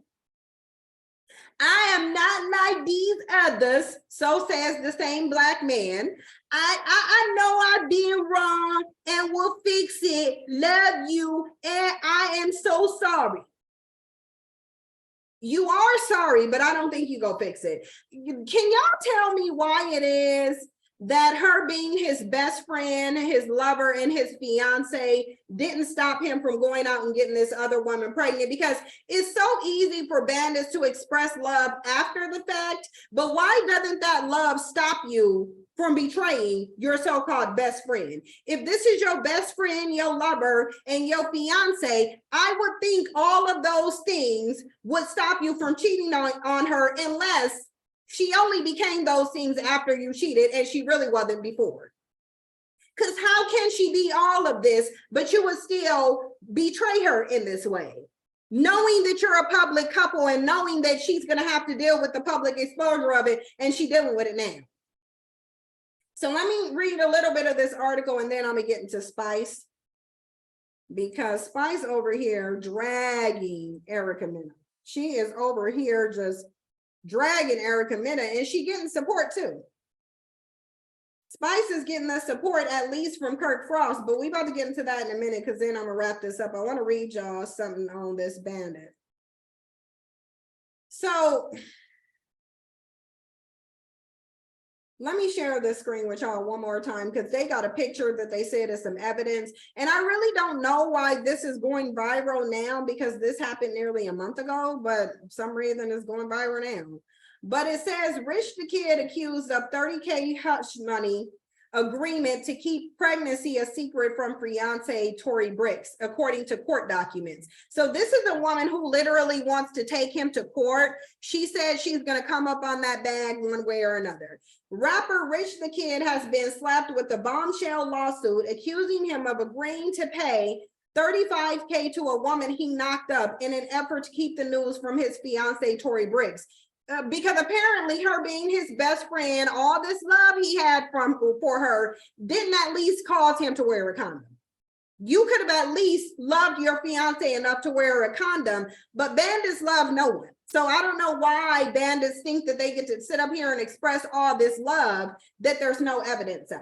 According to court documents obtained by Radar Online, a woman using the pseudonym Jane Doe, so meaning she's a woman of no color, filed a bombshell lawsuit against the rapper in Massachusetts court. In the lawsuit, Doe said Rich the Kid had a concert in Boston on January 28th. She said he held a private event at a nearby hotel. Doe attended the event. She said while at the hotel in Boston, she engaged in unprotected sexual relations at the request of Rich the Kid. This woman is his fiance, got a whole entire baby by him, yet he's going out and having unprotected, illicit, out of his relationship sex with random women because he loves her so much. She said also on January 28th to 29th, Rich the Kid assaulted Doe aggressively and without permission touched Doe and attempted to prevent Doe from leaving the Boston motel. The suit accused Rich the Kid of having violently grabbed Doe and removed her coat to prevent her from leaving the hotel. She said the rapper committed battery against her. Well, if he prevented you from leaving the hotel, he attempted to kidnap you as well. So it wouldn't be just battery here. I don't know why this woman didn't go file a police report. I don't know why Rich the Kid ain't being arrested for the attempted kidnapping and battery of this woman. I really don't know why. Now we can speculate as to why, but nonetheless, he has not been arrested despite her allegations that he held her against her will, i.e. kidnapped her. Doe said she eventually left over his objection. However, he allegedly followed her out of the hotel and jumped into her Uber. She allowed him to remain in the Uber, which took them to her place. Doe attached a screenshot of Rich the Kid outside of her home on the Ring camera. Doe said she had sexual relations with Rich the Kid at her home after he allegedly battered her and prevented and tried to hold her against her will. So then he jumped in an Uber. She allowed him to come to her house after all of that. And then she even had sex with him after all of that. Because it doesn't say that he forced her. It said she willingly decided to have unprotected sex with this man who she just accused of nearly kidnapping her and battering her at a hotel. So I don't know how much merit we're going to put into this, but something ain't adding up. So it says, Doe said they had unprotected sexual relations because she was so traumatized by the attempted kidnapping and battery that she just ran and had to jump in the bed with him and have unprotected voluntary sex with him. As a result of the sexual contact, Doe became pregnant in January 2023, the suit claimed. Doe said she contemplated having her child, but after communications with Rich the Kid, they agreed to terminate the pregnancy. The woman pointed out that Rich the Kid is engaged to Tory Briggs. Doe said Rich the Kid entered into a settlement with her on March 29th. She said he agreed to the deal to keep his sexual encounter with her secret from Briggs and to prevent her from bringing claims over the alleged assault. The suit read, desperate to keep his sexual encounters with Doe a secret from Briggs, in addition to having Doe forego a claim for assault and battery and forego Doe's contemplation for taking her pregnancy full term, RTK and Doe entered into a settlement agreement executed on March 29th to 30th, which provided for financial payments to Doe by RTK. However, Doe said Rich the Kid made 2 payments but still owes $25K. So I guess this is her way of getting a bill collected. This is her form of bill collection. Let me tell y'all what I think about this. After reading all of this, I don't really believe that he assaulted her or held her against her will. I don't. I think this woman wants her money and she's adding 20 on 10 as a means of getting it. Because the reality is, if this man did all of this to you, you would have had a larger opportunity for a bag, a greater opportunity for a larger bag by suing him after filing criminal charges against him. You possibly wouldn't have even had to file charges against, you possibly wouldn't have even had to sue him. You could have got him for punitive damages had you chose to actually get this man put in jail for kidnapping and battering you. But instead, you invite him to your house and let him in and then go have unprotected sex with him after he did all that.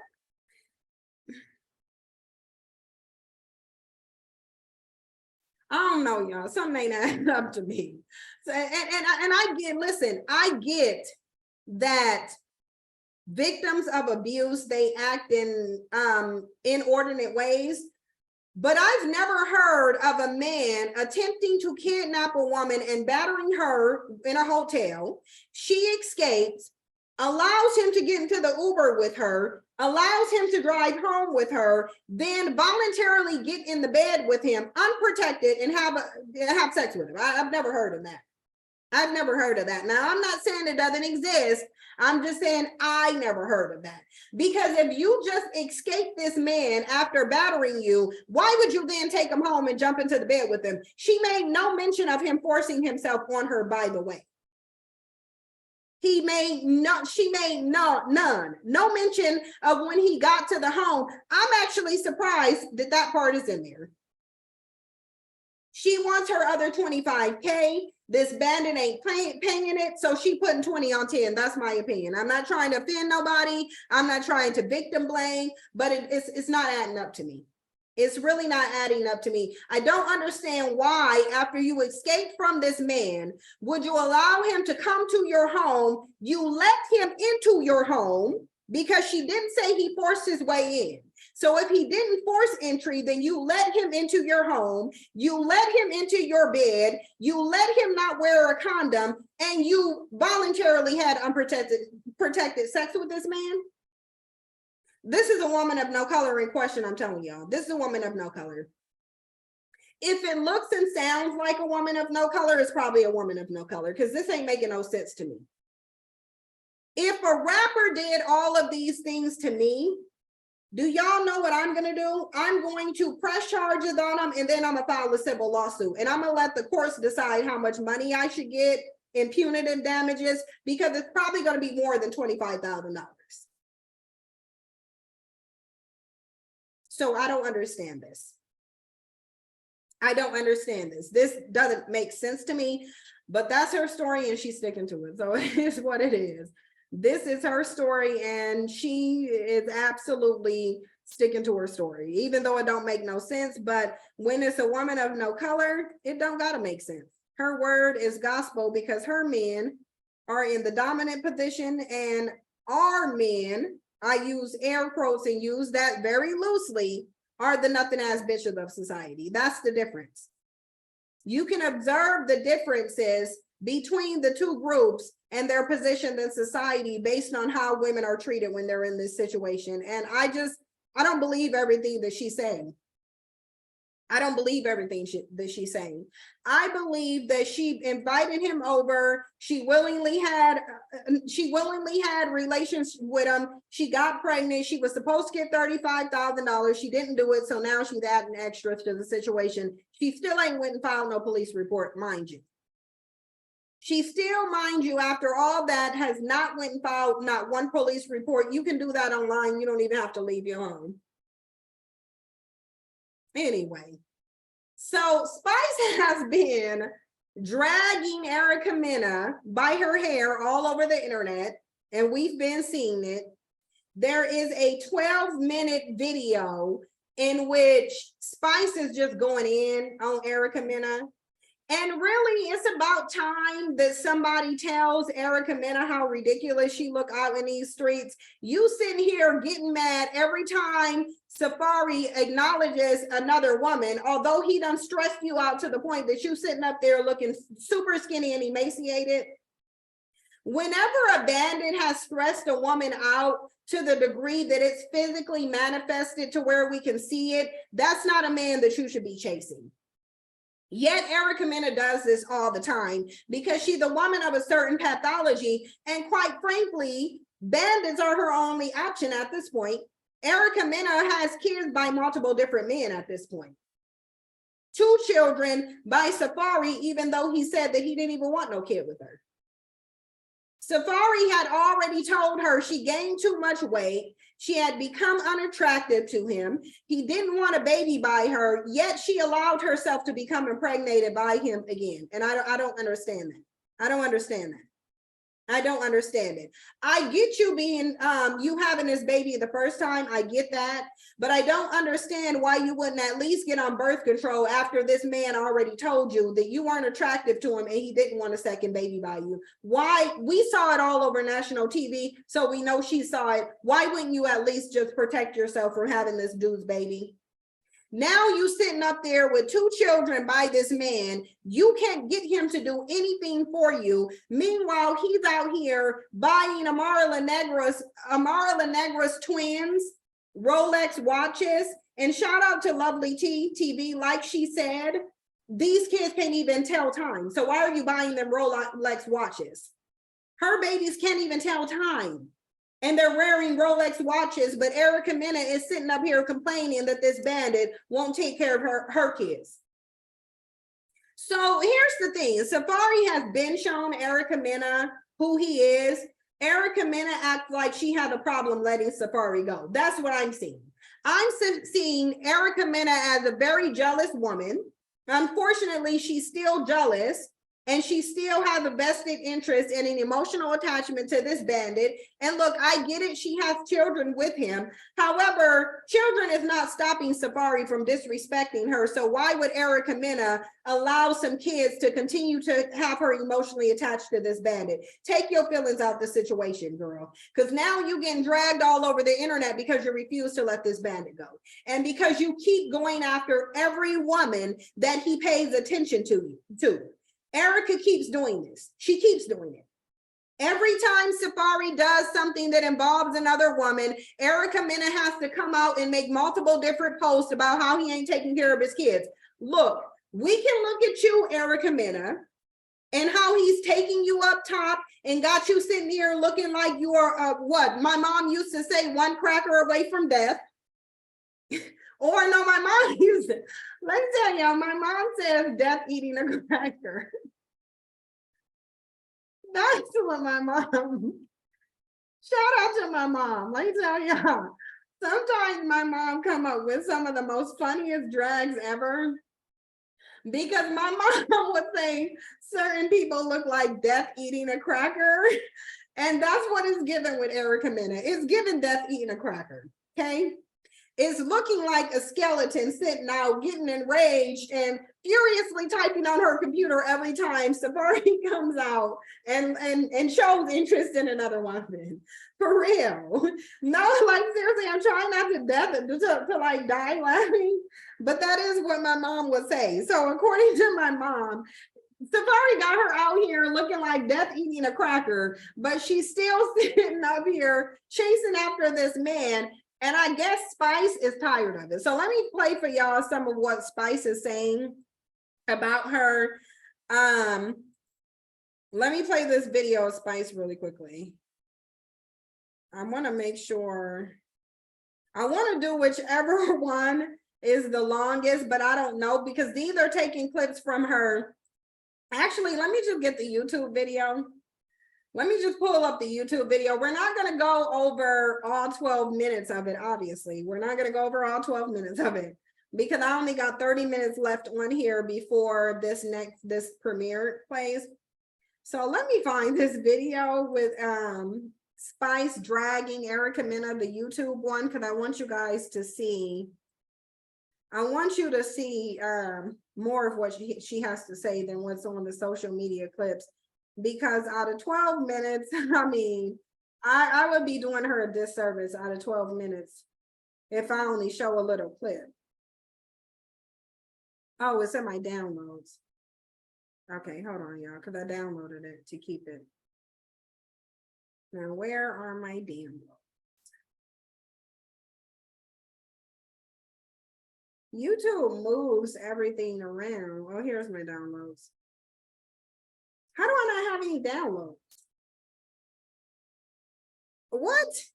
I'm looking at my downloads on my phone. I just got to play it from my phone, y'all. I'm just gonna have to because it's saying I don't got no downloads and I do. Okay, here it is. I'm gonna play it from my phone. Give me a second. Yes. I'm gonna make sure I find a corner where they can't hide. Let me just clear this up. Y'all, let me know how the audio is. Put a 1 in the chat box because the audio sounds a little low to me, but it's coming through my speaker on here or my microphone. So it may be a little bit louder, but can y'all put a 1 in the chat box to tell me if the audio is good? I'm about to play it again. Real quick. before nobody spread no rumor upon me and say something is what is not. So let me just get this off of my chest and say this real quick because me see that the blogs that them a talk about say, me I pick up the Safari, me not pick up the Safari, me I call a spade, and me I talk the truth and speak it for what it is. Because me just sit down to have a conversation with you, but you couldn't have the conversation with because you never want to listen to the truth and the things that I have to tell you in your face because me not fake like your friend them. Well, listen to that cry. Safari doing this to me. Safari doing that to me, bitch. The one that we are single mother to. And then you alone, guess what? There's 7 billion people in the world and you're not the first one who are divorced.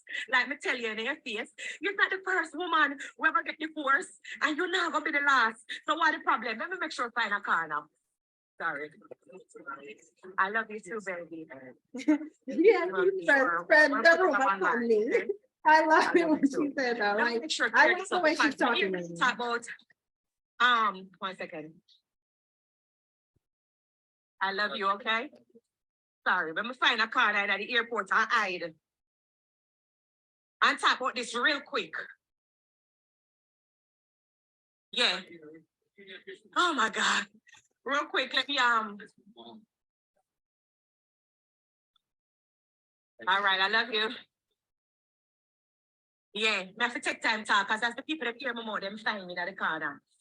I see some people, let me make sure I take a deep breath, because I don't know I'm still already. So Yeah, see the she's I talk taking about say, pictures. oh, this type of storyline. Me not the storyline. Me not the fake story. Anything will come out of my mouth, any story what me do, any scene what me go to, it's 100% real.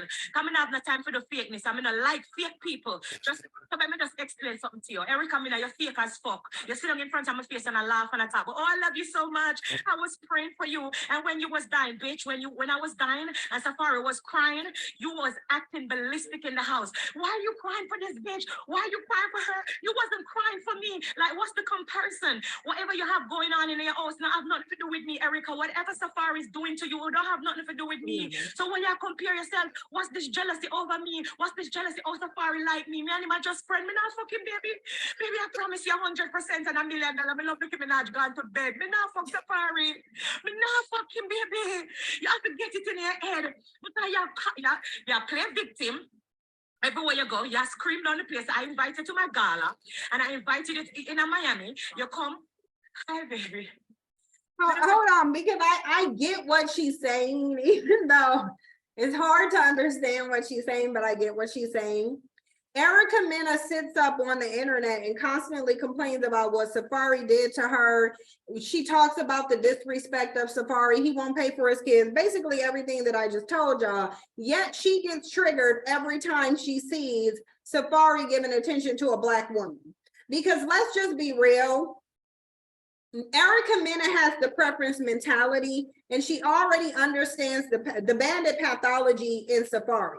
And we recognized that when Safari said he liked her hair and he wanted the children to inherit her hair type, obviously not the type of hair that Black people possess by and large. I'm not going to say there's not some of them who possess straight hair.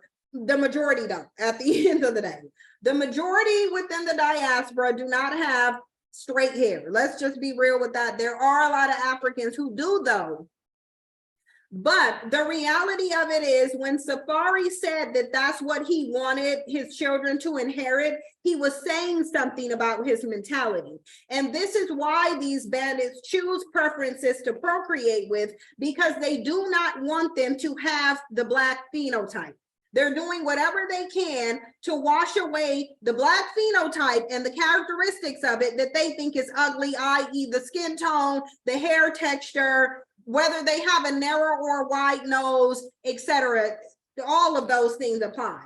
So that is why we already knew when Safari said that what was attractive to him about Erica Mena, and it's that she's not Black and she possesses the genetics that will wash away his Blackness. You can just look at his kids and tell that his kids are biracial, okay? Erica Mena is essentially a mixed woman of no color. That is what she is. I highly doubt Safari would have been attracted to her in terms of having children with her if she was a Black woman. Notice how Safari didn't have no children with Nicki Minaj. Nicki Minaj is Black, contrary to what y'all want to say, because I see a lot of people saying Nicki Minaj is not Black. Yes, Nicki Minaj is Black. Now, I don't know if that was Nicki Minaj's decision or Safari's, but Erica Mena and Nicki Minaj are not the same race. I don't care how much Erica Mena run around throwing around the N-word. All that does is illustrate my point in the beginning, how Black men will allow their preferences to use the N-word, but then want to have selective outrage if they think a man of no color says it. Erica Mena should not be running around throwing around the N-word. She is not a Black woman, but bandits allow her to. It's good because Nicki Minaj obviously dodged a bullet. But the bottom line is, if bandits are sitting up in videos toasting to more mixed babies, it is because they value women who do not have a Black phenotype and whose womb can erase the Black phenotype and give their children the phenotype that they really want, which ain't a Black one. This is why I'm saying Black women need to pay attention, because you sitting here sticking to these bandits like glue because you want some Black babies that they don't want. They're chasing after a white womb or a limited white womb or some womb that got proximity to whiteness. That is what they're looking for. They don't want to create Black children. You do. But anyway, Erica Mena thinks that we don't already know how Safari's been treating you. We know how Safari's been treating you. Shout out to you, Stormy. I see you down there. Let me see where Stormy went, what Stormy had to say. Let me see. You said, and them kids still got his hair. Well, for now, we know the hair texture of children changes. It changes. I've seen it in my biracial nephews. Their hair texture may not stay that same way. I've seen it in like some of my nephews were born with thicker hair and then had finer hair, and some of them had the reverse finer hair and then ended up with thicker hair after they got older. So those kids are biracial. Their hair texture may not stay that same. I just want people to know they're very young. Like, aren't they like 2 or 3? So they're still developing into like a full adult human. So their hair texture isn't really set right now. It may be, but I know just because they have that hair texture now does not mean they will have it throughout their life. It can definitely change. But Erica, we see everything Safari's done to you, and we see how you've allowed them to keep doing it. You should have never had a second kid by him. You should have never married him. Safari was doing stuff before Erica even married him. So she's acting like she was bamboozled and hoodwinked. She was not. And now, because she keeps attacking anybody who is seen with Safari because she ain't over him, meanwhile, Safari going out here and just doing his own thing, this lady still ain't over him. So the one thing she never wants to see him doing is doing for a Black woman what he would not do for her. She is supposed to be the preference. She's supposed to be the preference. So she's supposed to get the better treatment. And look, I want y'all to see this. This is the post that Spice put out here. This post didn't surprise me because I'm pretty sure she refers to all Black women this way. It said, what you need to do is call me Black bitch in public like you call me behind my back, and stop with the fake shit so people can really know why I'm ready for your ass. And look, oh, you said like she said like she do it behind her back. I thought I really somehow my brain registered that as her saying the way you do behind closed doors. Because then I was about to say, Spice, if you don't punch this girl in her mouth, she should be eating her teeth if she's calling you a Black bitch behind closed doors. Like, no, but she's saying she does it behind her back. So I already know what time it is with Erica Mena. I already know what time it is. And anybody think this is the face of a Black woman is sadly mistaken. This is not a Black woman. And then she said, what situation you in, sis? You mean the heart monitor you're on because of a man who dumped you? You went from being his wife to his side chick. Go sit your ass down somewhere. I almost died because of the hernia. You almost died because of dick. Someone come get Bow Wow little toilet seat and tell her to leave me alone because she don't seem to understand. Fucking mouthful of teeth like zippers. Listen. When are people gonna learn that Black women have the best drag game in the game? When are people gonna learn? when are these preferences gonna learn that they want no smoke with a Black woman's mouth? You really don't. Because it's like our drill game is superb. It's better than any woman's on the face of the planet. And that's because bandits done turned our communities into concrete jungles. That's why. They ain't calling the community a concrete jungle because of Black women. It's because the environment that bandits done put Black women in. But what it has done is developed some dragging skills. Okay, so nobody really wants no smoke with a Black woman's mouth, but Erica Mena thinks she do, because she thinks that if she run around here throwing out the N-word all over the place, that somehow that makes her a Black woman. Same thing with Evelyn Lozada. Now, Erica Mena came back talking about not a single person who played with me ended up in a better situation. I'm coming out of every storm like it was never raining. Well, I don't know what type of storm Safari brought you, but we can tell you was in that storm, okay? You looking like you was in that storm. So I don't know what she's talking about when she say she coming out of every storm like it was never raining. Yeah, every storm except Safari, because you wearing the remnants of being in that storm. Again, death eating a cracker is what it's given. And even if you look over here at Erica Mena's face, this wasn't Erica Mena's face when we were introduced to her on Keeping Up with the Kardashians, because that is how we were introduced to Erica Mena. People think that we were introduced to Erica Mena on Love and Hip Hop. We were introduced to Erica Mena on Keeping Up with the Kardashians. She used to work at their store Dash. That's the first time I saw her.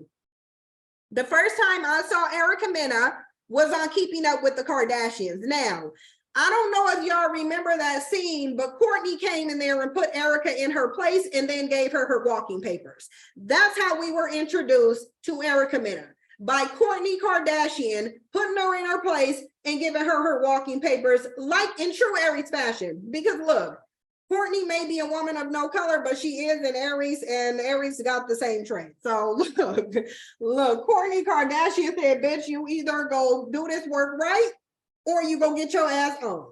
And Erica Mena wasn't doing the work right, so Courtney sent her and told her to get her ass on. Obviously, Kim wasn't go do it. Chloe wasn't go do it. So Courtney said, look, I'll go fire the bitch. Get out of here. And gave her her walking papers. That's how I was introduced to Erica Mena. Erica Mena then went on Love and Hip Hop, and we saw how the various different Black men were putting her through the ringer. She was consistently getting the same Black man. So I don't know what she's talking about when she sits up here talking about she gets out of every storm like it was never raining. Where? Because this is not the Erica Mena that we were introduced to. This is death eating a cracker. So I don't know why Erica Mena is on her high horse. Listen, you don't get to have any pride when you sit here and let a man do this to you. This is what you don't allow a man to do. Erica Mena allowed Safari to do this to her. No, you're not gonna flex. You're definitely not flexing. You're not flexing as if you're that resilient as you walk around here skinny and emaciated, looking like an ant from the BBL that you got. Now you too skinny to even keep up with the BBL. You looking like a walking ant. It's a problem. This is a problem. She gets taken up top by every single bandit that she's dealt with, but yet she want to come on here and flex. And the only reason why she's flexing is because Spice is a Black woman. The biggest issue that she really has is that Amara La Negra is a Black woman and her Black man or ex-husband was giving gifts to a Black woman's children and neglecting hers. That is her real problem. You getting what you get, Erica Mena, because you failed to have some self-esteem and self-respect. When Safari showed you that he was going to play you for dust when it came to a Black woman before you got married to him, you should have never married him. You married him because you wanted to show that you was better. The only thing you showed is that you will consistently get the same Black man. Now you got Spice out here dragging you in them streets and you want to act like you weathering the storm, girl, bye. Yeah, no. This is not the face of somebody who's weathering the storm, so I don't know what Erica Mena is on. This is the face of somebody who got caught up in the storm or quite possibly a tornado and spit back out. That's what Safari done sat up here and chewed Erica Mena up and spit her out, and she's sitting here acting like she weathered the storm. Bitch, bye. You have not. Let's listen to some more. No, it's not. It's not on. There's no way it's on. There's absolutely no way my premiere has started. There's no way it started. I didn't set for it to start. Hold on, let me see something. Because it shouldn't be on. It shouldn't be on right now. No, it didn't. Somebody, like, can y'all block that person who said my premiere was on? Trying to dissipate the energy. You knew damn well my premiere was not on. You knew damn well it wasn't. You know that it premieres in 28 minutes. You need to cut it out. I still got 15 minutes. Storm Monroe says she might as well go back to licking Sin Santana's Hot Pocket. I agree. She might as well. Go get you some more Hot Pocket, Erica Mena. Because Sin Santana didn't take you up top. Sin Santana didn't chew you up and spit you out. Sin Santana don't got you running around these streets looking like death eating a cracker. The man that you're obviously still emotionally attached to do. And now he got you out here having to weather the storm of Black women's drill game. It's a problem. Let me play some more of this from Spice. Before the flight.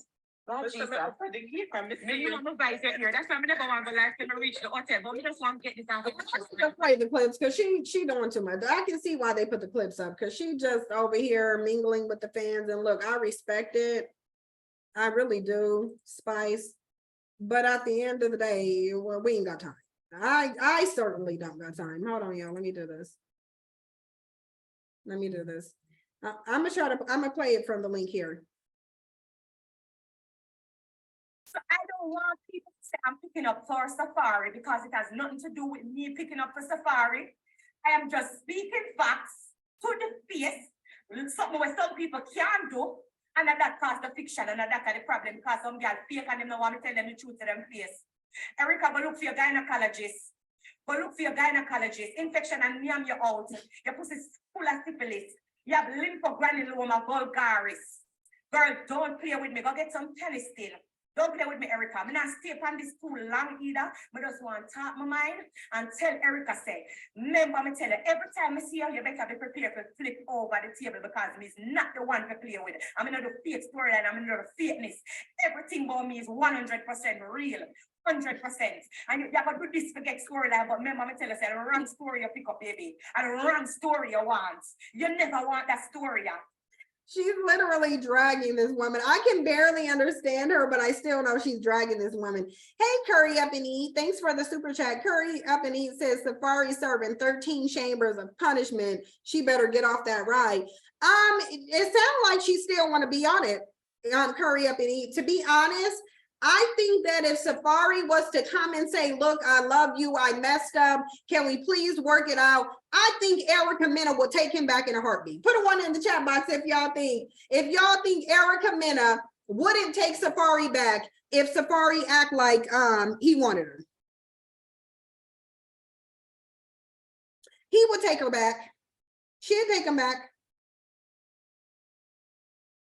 She would definitely take him back. Because Erica Mena has a point to prove, and the point that she wants to prove is that she's better than a Black woman. But that's Chip done already said. You couldn't prove that now. You couldn't prove that because the only thing you keep consistently getting is the same Black man. I think she still wants Safari, and that's why I think she's still doing all this, to be honest. You should have never picked up that story. You see about the other season? This season? Leave her with it. Don't try to flip the script. Hear me tell you? Better you leave her with it and call it a day. Because you need some candy still. I don't know where you come act like said. This don't have nothing to do with me. I don't care about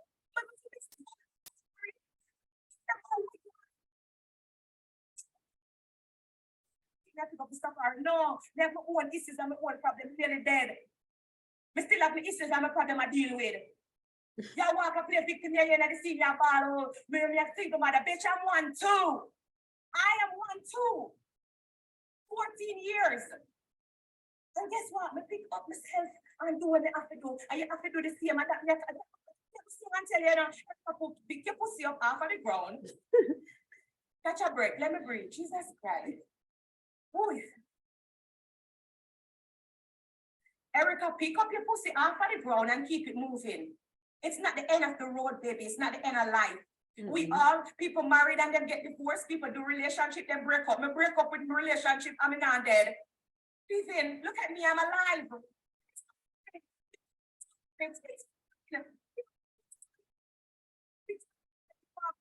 Up on my head, bitch, me not up on my head. Sorry, I come Amara, them there with Amara, I've been doing one Amara. Not my problem. What does that have to do with me? What does that have to do with me? The text I come talk about. Don't, my son. Yes, we're gonna talk about it. Since you say you're a single mother, I tell you, say you're a single mother for 14 years, and you're gonna say, oh, but I'm a single mother for how much years? I don't know how old your son is. So I said, where is he? So we you have your 2 kids, you need to have the same energy for 3. So we are asking the question and we wait for the answer. Where is your oldest son? Why you not have the same energy for your 3rd child? That's a good question. You come talk. Like say you think I'm afraid to tell it to your face. I want to you. Bitch, you think I'm afraid that you're not the blood clot story, like I'm not the fake story. So it's on for me. So I'm still gonna talk to you come turn over blood clot table because you want to have a one-up. You want to have storyline. You want to feel like you're big, bitch. Oi go. You can't talk in my face. Come talk in my face. Let me hear what you have to say. Talk in my face, being in a secret for me. If you want my gynecologist number, you can get it. Since as you come like your age, can they still sell over the counter? Hold on, because somebody made a good point. Absolutely. Random TV says she would take him back and give him more babies. That's the real tea. It is the real tea because she absolutely would. She would. I don't think for 1 second that Erica Mena wouldn't take Safari back because she's showing way too much. Like, y'all been divorced for how long? Like, why are you still tracking this man and what he does? But let me tell you what Erica Mena's issue is as well. A lot of these preference really do get into these situations with bandits thinking they're going to get a different black man. And I think despite everything that Safari did, Erica Mena thought that this was going to be the one who was going to wife her because ain't nobody else married Erica Mena. Safari is the only one who did. Bow Wow didn't even want to marry her. Not saying that marriage is the badge of honor because it will be the same thing whether you marry or not, especially dealing with a bandit.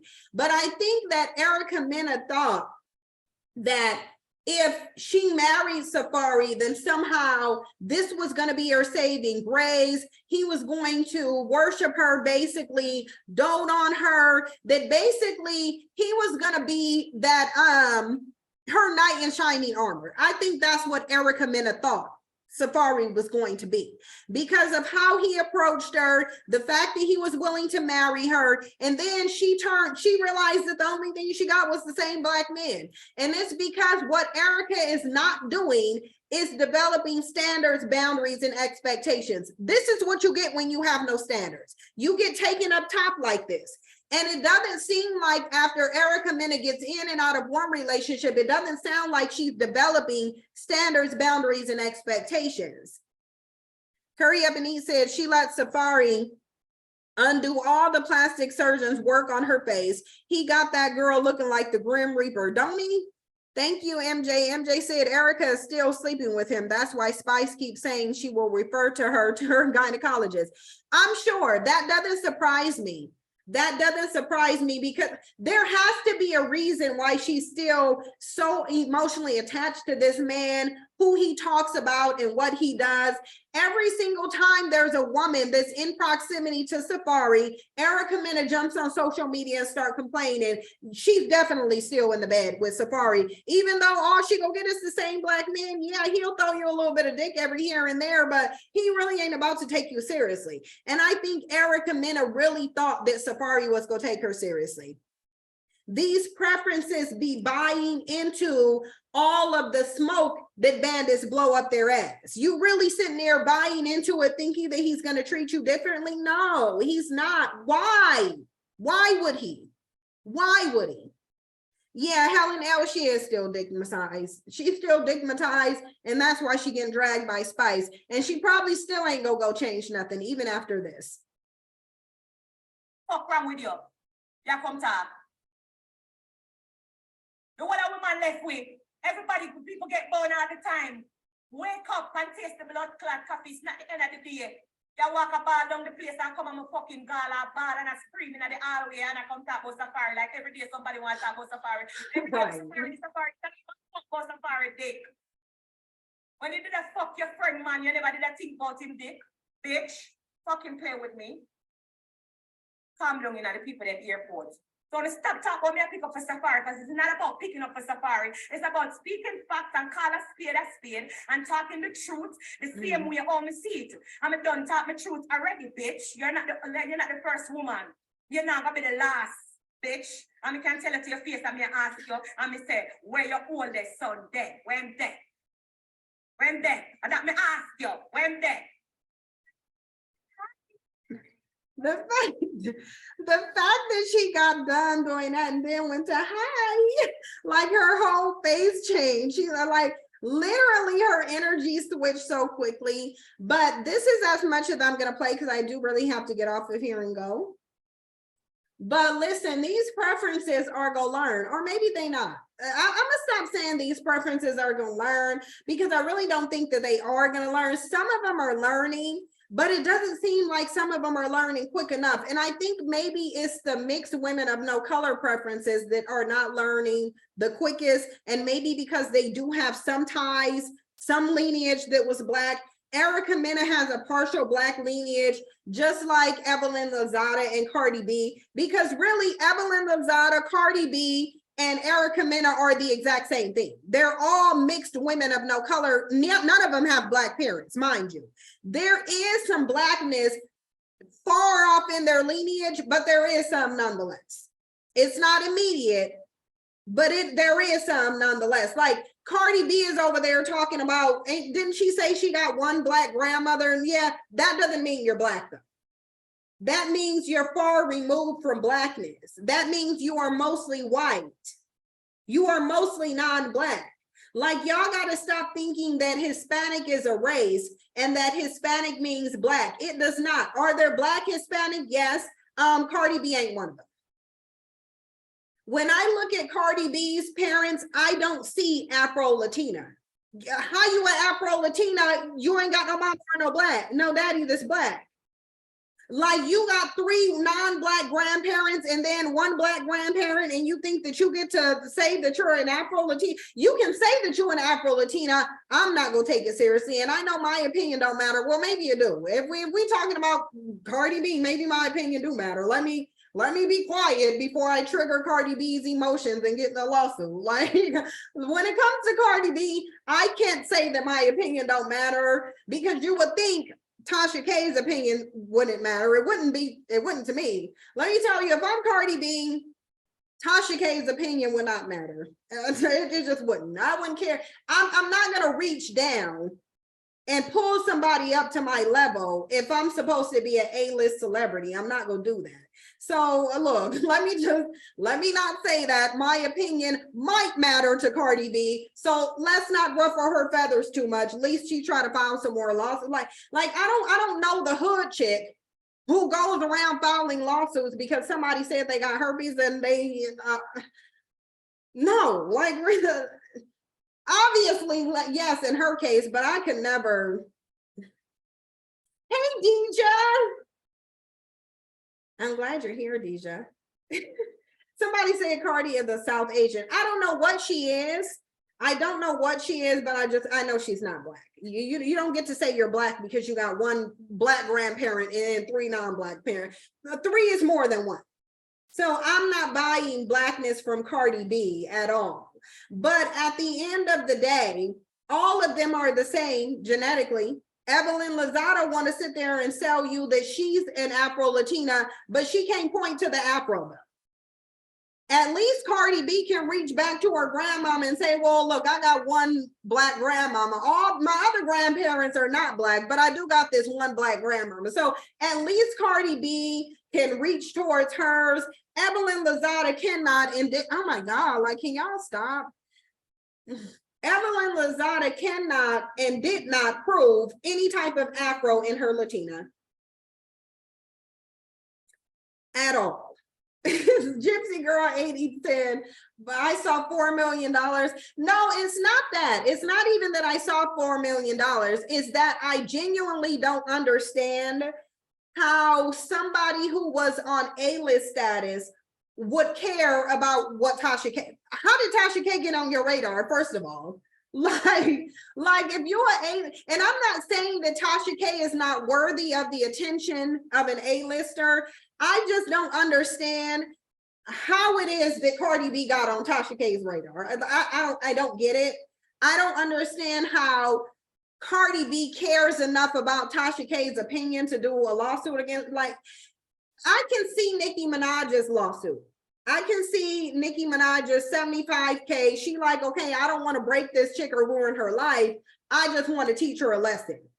Do y'all really think Cardi B was that negatively impacted by anything that Tasha K said? Do y'all really think that Cardi B stopped having sex with her philandering community dick husband because of what Tasha K said?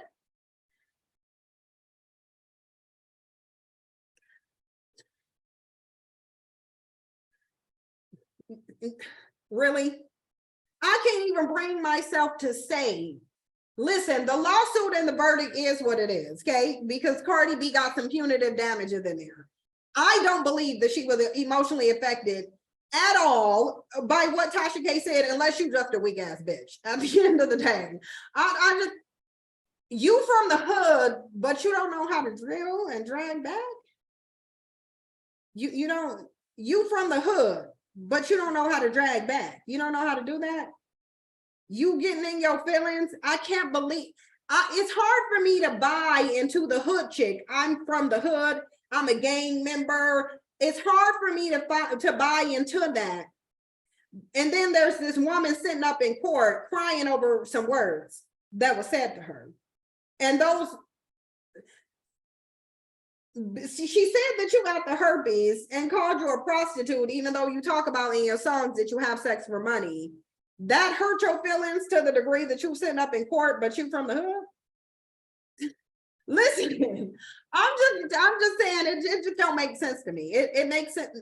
It didn't, when I first heard of it, it didn't make no sense to me. I just didn't understand how Tasha K even got on Cardi B's radar. And furthermore, why do you care? I don't get it, but whatever. She sued her nonetheless, but no, I wasn't worried about 4 million. I just don't understand anybody promoting that they hard, they're a gangster, I'm from the hood, I'm this, that, and the third, but you crying because somebody said you got herpes. Mind you, most of the American population and probably the global population, statistically, I believe the stat said most people on the planet have herpes. If you've had chickenpox, you have herpes. Chickenpox is a herpes simplex, okay? It is a type of herpes. So anybody who's had chickenpox have had a form of herpes. Now, I may be wrong, but that ain't what I was told by a doctor. That's not what I was told by a doctor. I was told by a doctor that if you've had chickenpox, you got herpes in your system, okay? Now, it might not be herpes simplex 1 or herpes simplex 2, but you got a form of it if you've had chickenpox. If you've had shingles, you have herpes because that's a form of herpes too. So I'm just saying, if you got cold sores, you got herpes. So I just don't get it. To me, when I've seen, oh, yep, Storm said true, 90% will have it before they, before type 1 or 2. Yeah, no, they will. Most people do. So how does somebody saying you have herpes ruin your reputation and send you into emotional turmoil unless you're just a weak ass bitch? And I ain't saying she is. I'm just saying the only person I could see crying over someone, if somebody say I got herpes right now, do y'all think I'm about to go cry? No, I'm not gonna go cry. I'm not gonna go file a lawsuit against them. Somebody probably already said it and I don't even know who it is. I probably don't even know who it, I'm not crying. Nobody's hurting my feelings and subjecting me to emotional turmoils if they say I have herpes. People have said I was a prostitute, I was an escort. I don't care. Like who cares? Cardi B actually says in her music though, that she has sex with men for money. That's literally her verse on G-Eazy song. Her verse is fuck them, then I get some money. Last I thought that was prostitution. Here's the thing. Last I checked, that was the very definition of prostitution, but I may be wrong. Maybe prostitution is not when you have sex with men with money. Maybe there's more to it, but last I checked that prostitution, fuck them, then I get some money. That's prostitution. That's if I look up, let me look up the definition of prostitution and then I'm gonna go, because maybe I don't know. And let me see. The practice or occupation of engaging in sexual activity with someone for payment. So yeah, fuck them, then I get some money. That's called prostitution. By definition, that's prostitution by definition. So I don't know how you can sing about that in your music, literally say that you're a prostitute in your music, but then go sue somebody for saying it. I don't get it. I'm just saying I don't get it. I don't want no $400 million smoke. But if you saying in your music, you fuck them, then you get some money. By definition, that's prostitution. So I'm just saying, I'm looking up the definition of it, and this is the Oxford Dictionary that says it's the practice. So you don't have to have it for an occupation, you simply have to engage in it, and then that would make you a prostitute. So anyway, let me get over here, y'all. I'm just saying, I just wanted to get that off my chest because I really don't understand that. I've been wanting to say that. I've been not understanding it. But anyway, I will see you guys later. I do have to go. Shout out to Storm. Shout out to Lovely T. Shout out to Love Jones with her old pretty self. Shout out to everybody. Shout out to Deja with her pretty self too. I miss you, Deja. But anyway, I will see you guys later. I miss you, Deja. How would you document hoeing on a resume? I guess you wouldn't. You would just go cry in court. But anyway, I'm leaving. So I'll see y'all later. Shout out to Tasha K too. Even though she a Black male worshiper, shout out to Tasha K. She still has a lot of redeemable qualities. Way more so than Cardi B, if you ask me. But anyway, I gotta go. Bye. I'll see you guys later. Bye.